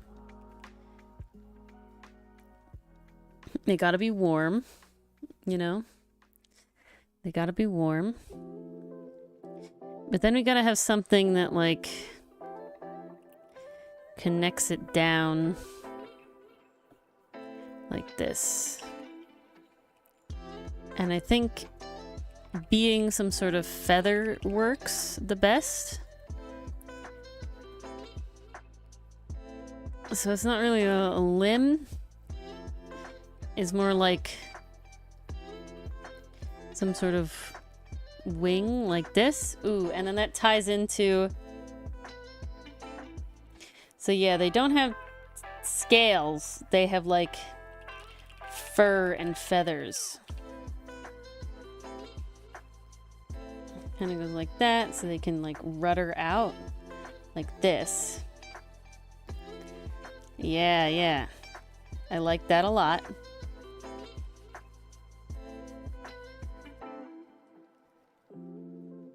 Very fluffy.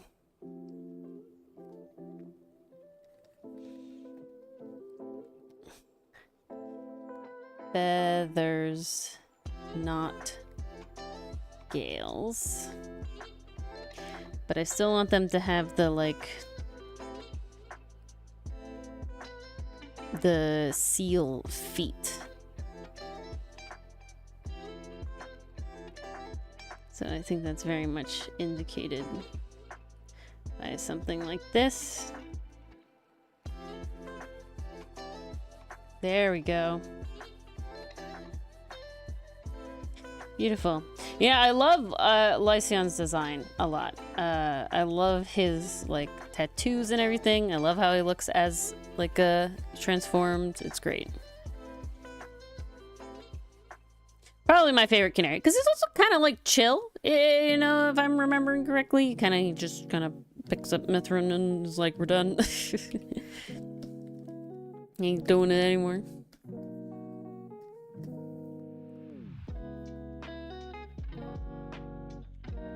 Okay, yeah. Very fluffy on the transition. Ooh, I think we'll add lots of fluff here. So instead of having, like, full-on classic boobs out sort of vibe, we get that, like, poof, you know? The classic, like, oh, this bird is a female poof in animation. Is we get what I'm saying? Yeah, same. No, total vibe. Total vibe. It took me, like, the third time he was shirtless that I was like, oh, he's a guy.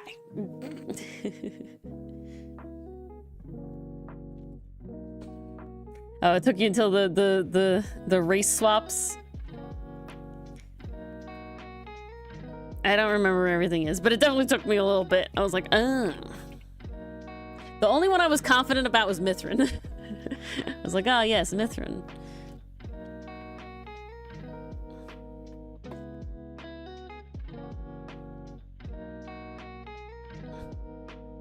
I think very smooshy nose.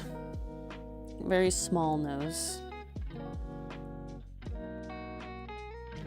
And then we have eyes, cheeks.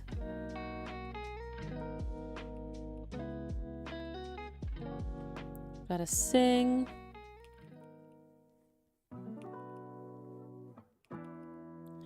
Gotta make how the teeth go. That's what'll really help. Well, there was a woman until the back half of one called him. I don't remember exactly, like, having epiphany about Mithrin. I feel like Mithrin was definitely originally I was like, oh, it's a woman. But then earlier than that, I think I realized he was a guy. But if I'm being honest, it's been a while. So I don't really know.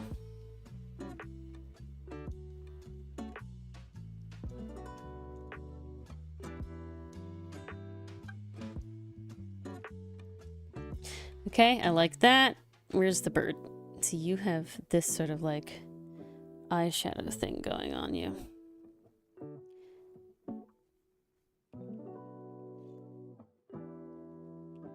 You gotta really push. I love to do this, like, up angle and then, like, really struggle with the rest of the vibe.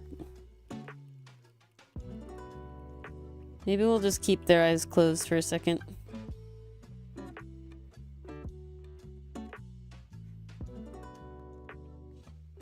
And then I feel like the nice, like, red eyebrow would be the color vibe. And I come in there. Now the question is, do they have ears? I don't know if they should have ears. Like external ears.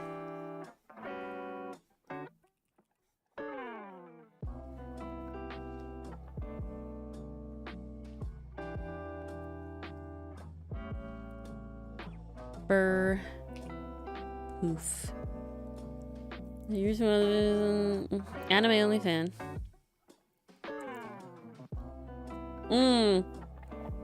That's fun. How well did they do?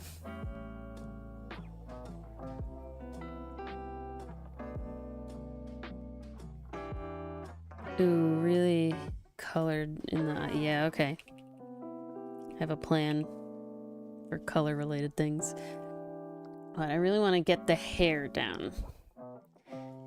Where's the emperor? The rock hop. I'm looking at the rock hop. I feel like coming out of their hair. Something like this.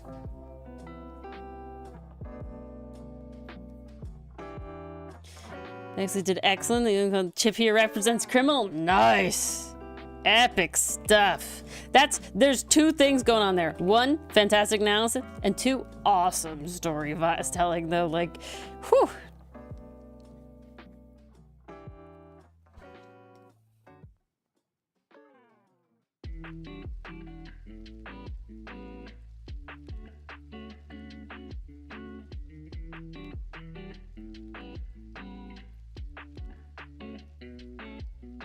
Ooh, no, we're really going into... We gotta have a lot of hair, I think. For the, like, the warmth. But it kind of, like, maybe sticks out a little bit. Okay, I'm kind of vibing with that, though.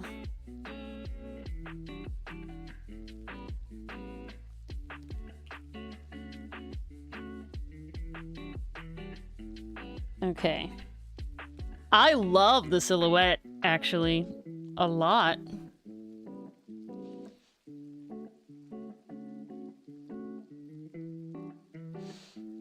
I think I want two things going on with this.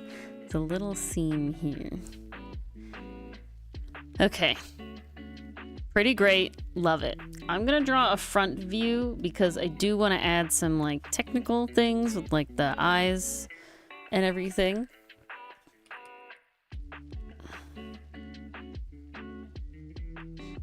And I think that'll be good. What's the other non-criminal one's name? Is that Patadol? I think so. But I may be blanking.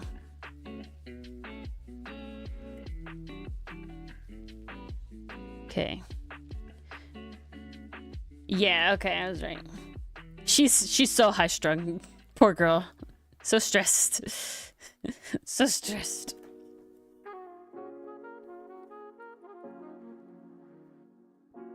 I always felt really bad for her. I was like, I would die of this amount of stress.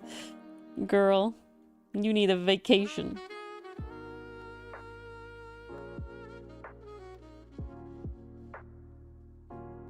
Okay. Great. So do that because then we come in trying to really... Yeah, this is very true. This is very true. Yeah, Mithrin being the commander definitely didn't help her. He was a bit of a handful too.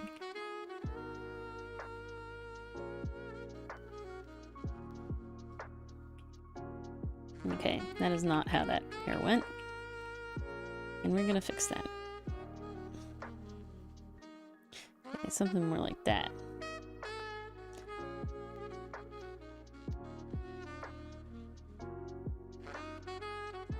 Okay.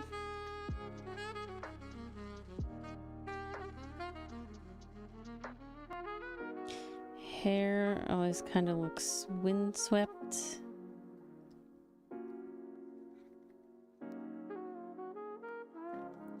Beautiful.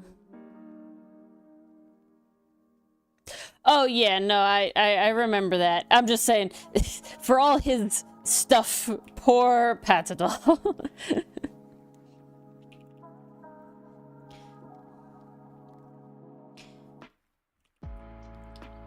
Hair, always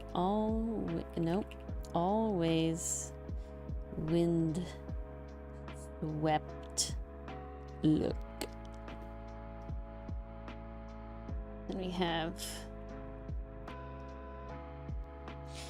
very furred.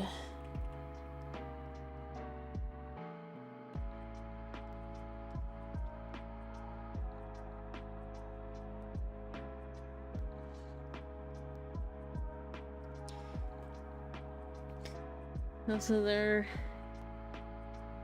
because I didn't know the names, so they nicknamed White Hair Queen, yeah, Lazy Goblin Girl, Pixie Cut Tattoo Man, Blonde, and Captain. All right, I mean, works. They got Lycion being a dude though. I mean, I guess he's shirtless, isn't he? I feel like that's pretty. Is he shirtless at the beginning? I don't remember if he's shirtless right away or not. I feel like he's not shirtless right away, but I don't know. He is, okay. So they got to get the free pass there. He's always shirtless? Okay, I've thought that there was one where he had a shirt. But I am more than happy to be correct. I'm more than okay with being incorrect.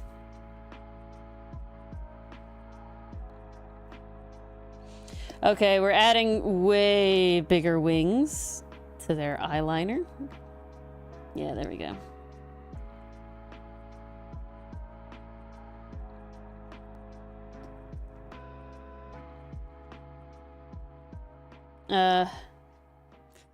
Seal eyes, they're very, very just black. I feel like that's the goal here. Yeah.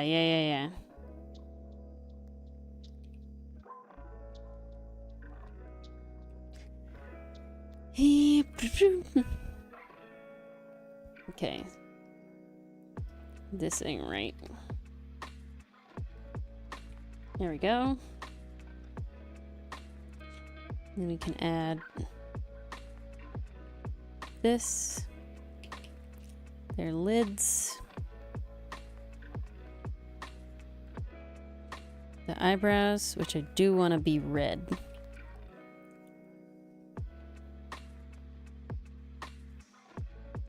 Their eyes are a little far apart. Let's fix that. Whoops. I can manage. I totally can. Oh, heck. Me, when I draw too many things on the same layer accidentally. Terrible, terrible things.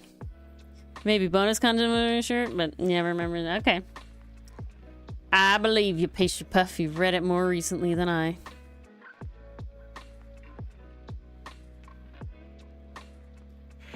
Okay.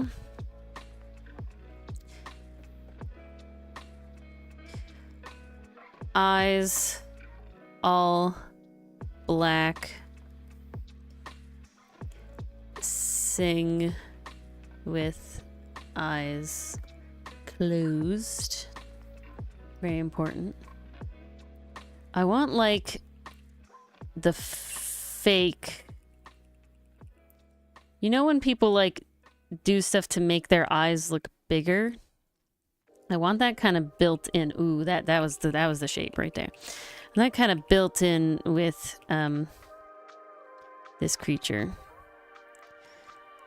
Kind of like, see how he's got like the eyeliner sort of thing? I want to like fake that. So there's black under the eye. So it looks like their eyes are bigger. So then even when their eyes are closed, it looks like their eyes are kind of open. Yeah, that's it. That's how we do it. No external ears. We stand.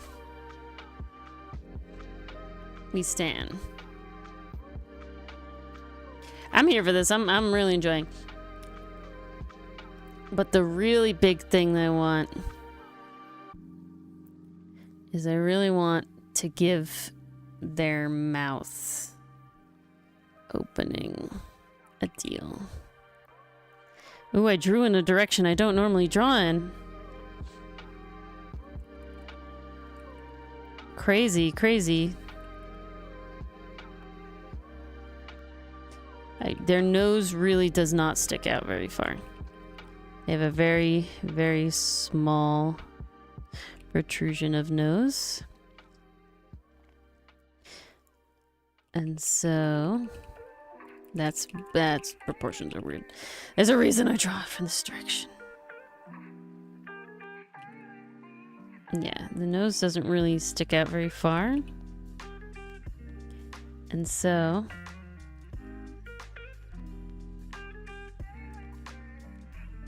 with their mouth closed like this, it's like a little line, but they have like a little boop. Great. Not exactly right. Let's liquefy until we get it right. Great. Let's erase this line because it's throwing me.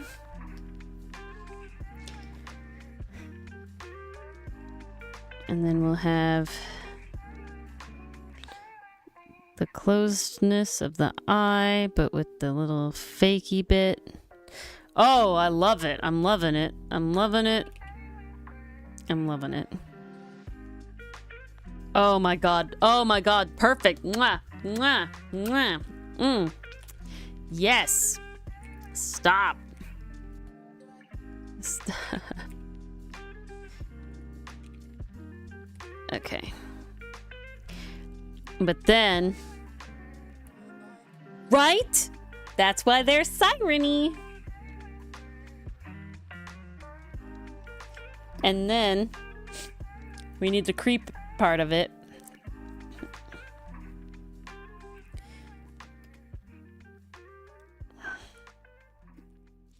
Okay.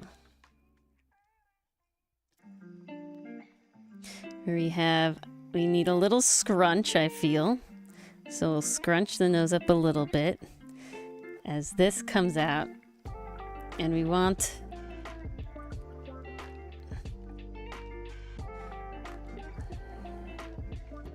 where is this? Give me, where's your, kind of very round. That's the shape I want.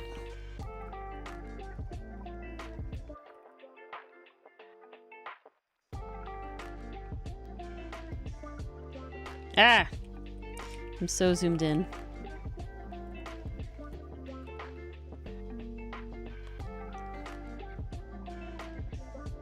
Yeah, because you gotta have the, like...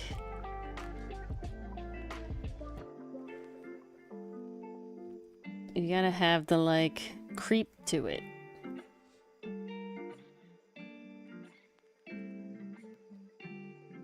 Yeah, because then if the eyes open like this, we want to get the creepy, scary vibe to it, you know? So you have something like that, and then the bottom, and then the fake bottom.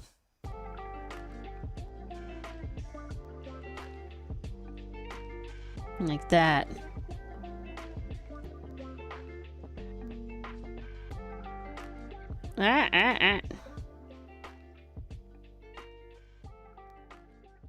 How do your teeth look? You kind of got the canines and the one little stuff. Okay.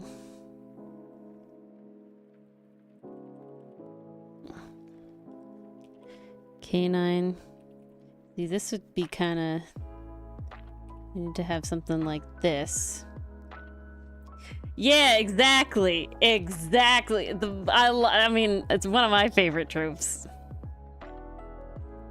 One of my favorite things. The mouth that deceptively opens further than it should.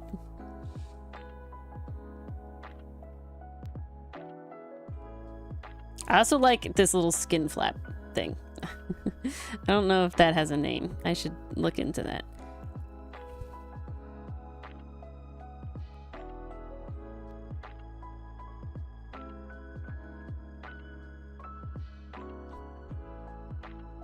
Yeah. Just want to erase some lines here so we can really get the vibes of it.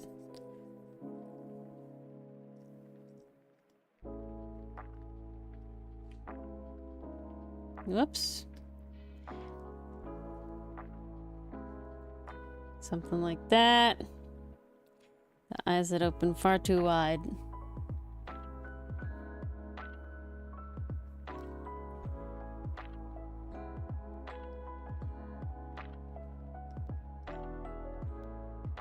Something like that, yeah. They have like an ear hole sort of thing, but it's not really an ear.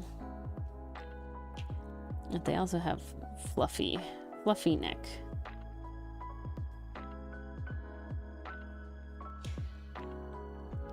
And the neck like puffs. We gotta have the fluff up effect, right?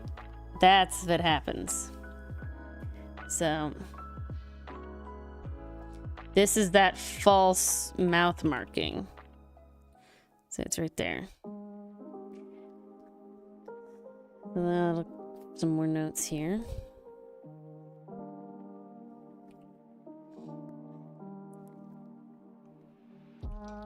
False lip marking. This is a false eye marking. We like.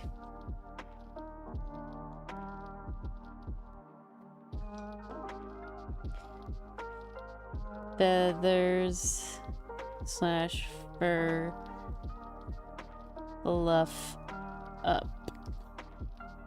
Okay, I love this thing a lot. I think it's really fun. I think the design is really epic. Oh, I gotta flesh out how the wing arms work, I think, a little bit.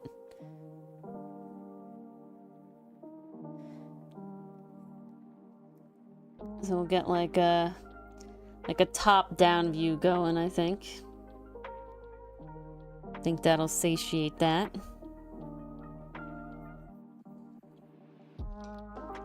So we have body, the chest. I am gonna use the symmetry ruler. But I won't be able to use the symmetry ruler the whole time, as I will need to do one side and then the other.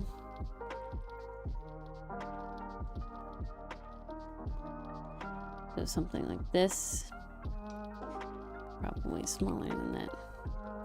So really it's like, okay, and then you get the rib cage, the stomach, and then you get the hips, but the hips in this case come pretty out. Everything is always too big. Okay. Kind of comes to here, and it has like the little tail beat, and then the feet fins. Wow, that was actually really good. Oof, sometimes already fucking cooks. And we have like that. Feather, feather, feather. Lots of feathers here. Great. Amazing. Fantastic. Grand. But now, you have to have the one arm down. Like this, and I need to have the one arm out like this, and it will be slanted not fully out. That is not long enough.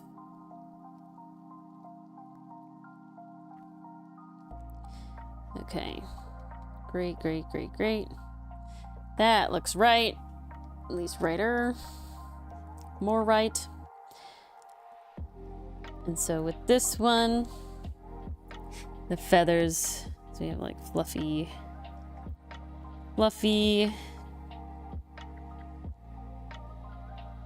everything fluffy. Probably have more, the back would have more feathers than fluff, I think. Something like that. But then in here, they would be all in. So the arm thing would look something like this. And then, but this one, they're out. And so we have the little top fluff, joint fluff, and all the fluff. And then we would have something like, I don't think they extend all the way out her arm. I think we just want to like add to the form something like this. Here I do have it coming all the way. I think attaching it here. Something like this. Yeah. There we go. Okay, no, maybe it will come all the way out. Yeah, it kind of has to.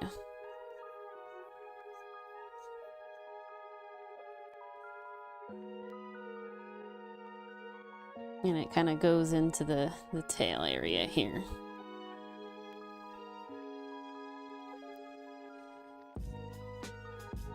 There you go.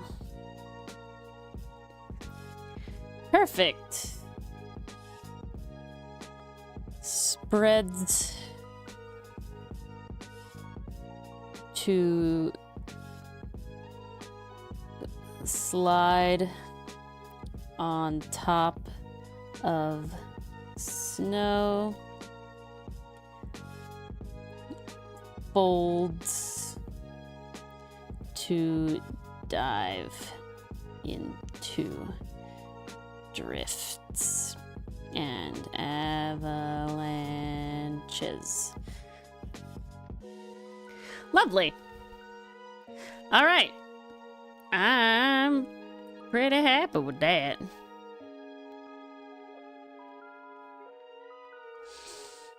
Anything else we must add about it, design?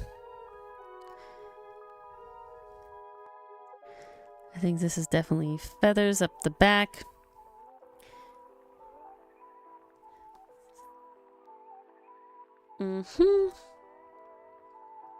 I love her though. She's great. Do I want to try to add color to any of these?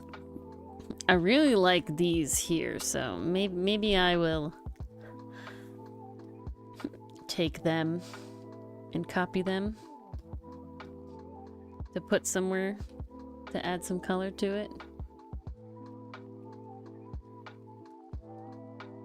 Merge, because I really just like the vibe of them. I'm gonna clean up the lines a little bit so we can really see exactly what we're working with. Maybe I'll give it a little, maybe I'll add her hair and give it a little more definition here.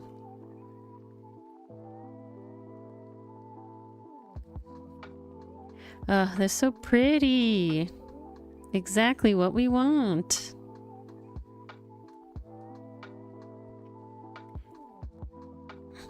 Okay.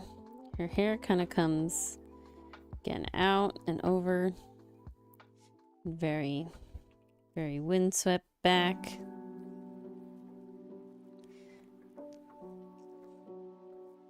And it also comes. Okay. Gonna have to move you.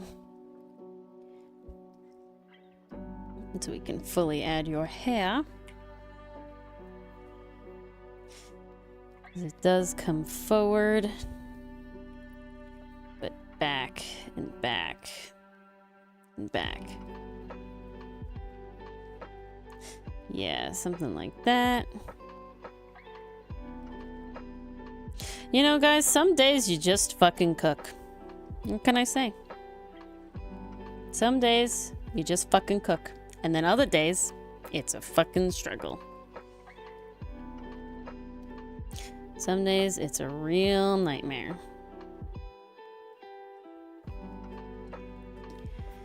I really want the eye to actually be in black to stand out against the rest.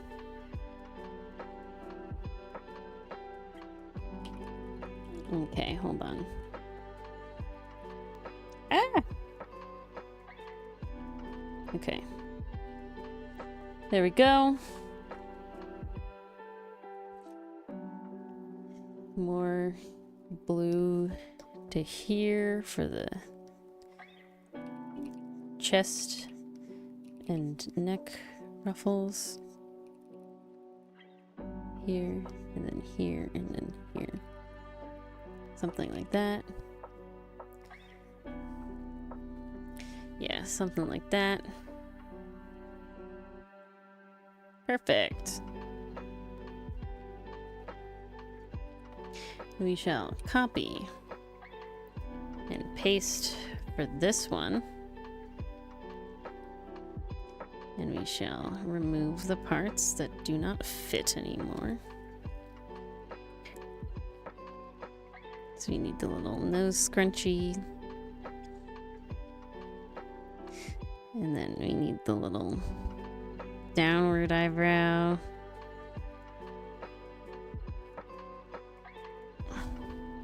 That'll be on a different layer. Yes. The creep factor engaged.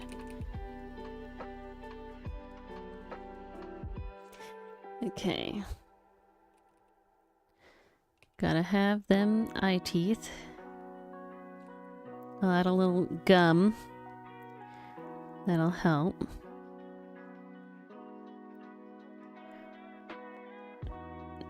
Some of these as it comes around. That's a big thing to do, guys. Even when you draw a profile, to give some depth to the mouth. And we're really talking about puffed up.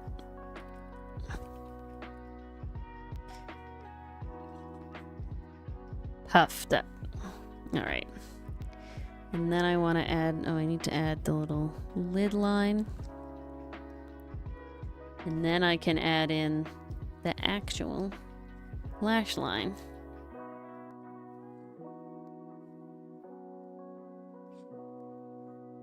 Which is what we want here. And that's the actual lash line. Something like that. Perfect. Fantastic. Now let's add color on top. So I liked there's like a lot of kind of like cool grays. So I think we're gonna start with some sort of cool gray. The main, it's not gray enough. It's too blue. Too dark. Ooh, something like that maybe? And that can trail down into here. The hair will be a different color, I think, though. I'm not sure just what yet, but we'll cross that bridge in a second. Okay. Great. Then the big thing is her eyes are this color. Black.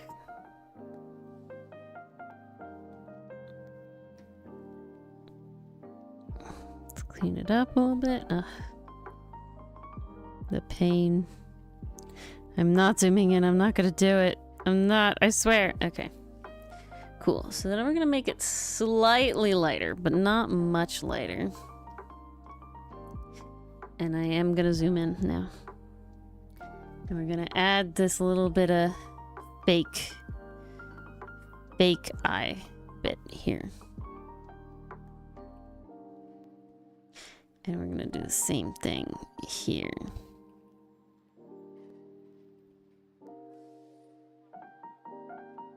Come here. Work for me. Work for me, shapes.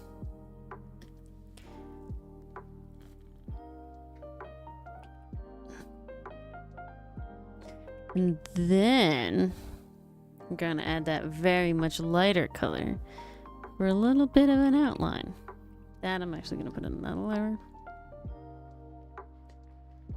so we can really get that nice. It's gotta be lighter, gotta be brighter.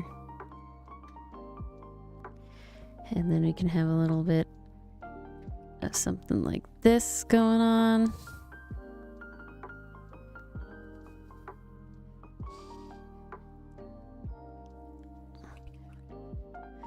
Something like that.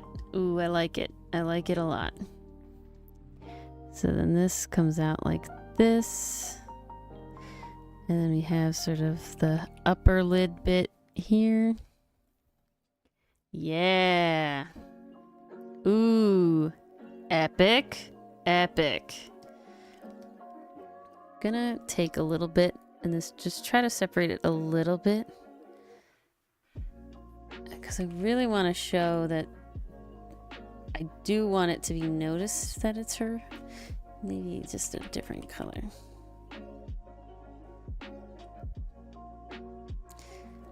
See, I want it to be a fake eye without... Okay, that's actually a fine color. Maybe slightly darker. It's going to make the false marking slightly different color.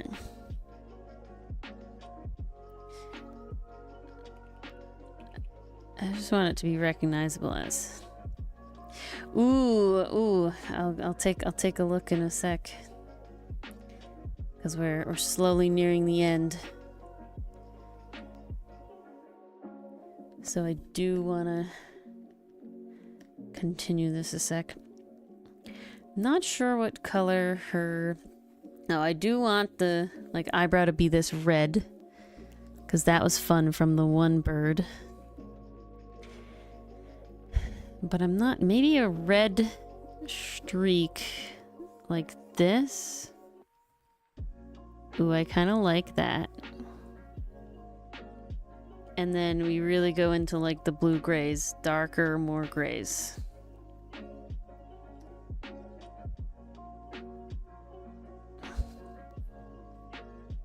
Maybe not darker. Maybe lighter, more grays.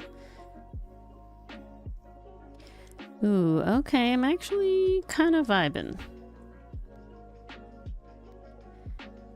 Yeah, all right.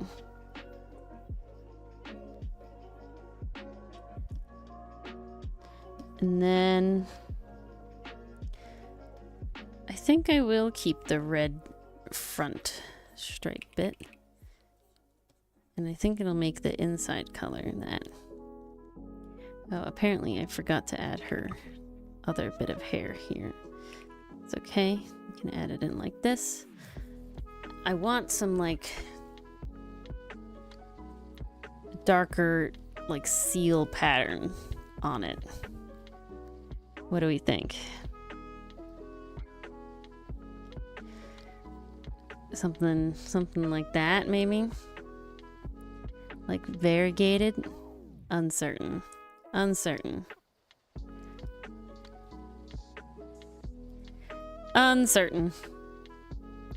But all right. These are just color tests. All right, cool. Let's go look at Pastry Puff's art, and then I think we're gonna wrap up.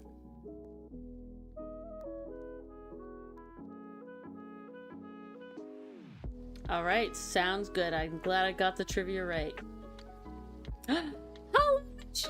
Oh my god, they're so cute! Oh, I love it. Look at them. Guys, you gotta go to the Discord if you want to see this cute Dungeon Meshi art. Discord. There you go. It's Dungeon Meshi Hollow Knight crossover. Then you accuse them with morally questionable practices, and eventually, yeah, fell due to them. Lovely. Oh, they're so good. Oh, look at Marcel. We stand. Great stuff. Great stuff. Alright, guys. Well, thank you all for coming to this very different Friday stream. Guys, next week on Friday will be Ace Attorney again. The triumphant return for 3 weeks. We will have Ace Attorney. It is Thanksgiving next week, so we will not have stream on Thursday. We will just have Tuesday, Friday stream. You know, so classic Comic Corner Tuesday, which we will have a cool topic. So keep an eye out for that. Get in the Discord if you want to see our schedule. But Friday does have Prosecutor's Gambit back again. Dylan, full form once more. It'll be great. It'll be top tier stuff. It'll be epic. We love to see it. Maybe we'll finish the Turnabout Gun. I don't even remember what it's called. Something like that. But yeah. Thank you all for coming. And we'll see you. Well, we will, but I will also see you all next week. Have a lovely weekend. Good night. Target. There we go. Yeah, Zach, I'm sorry. We're literally just ending now. My apologies. We usually go to about 11. So, but I'll probably be in the Discord because I got to show Dichotomy all this cool stuff we did tonight. But have a lovely evening.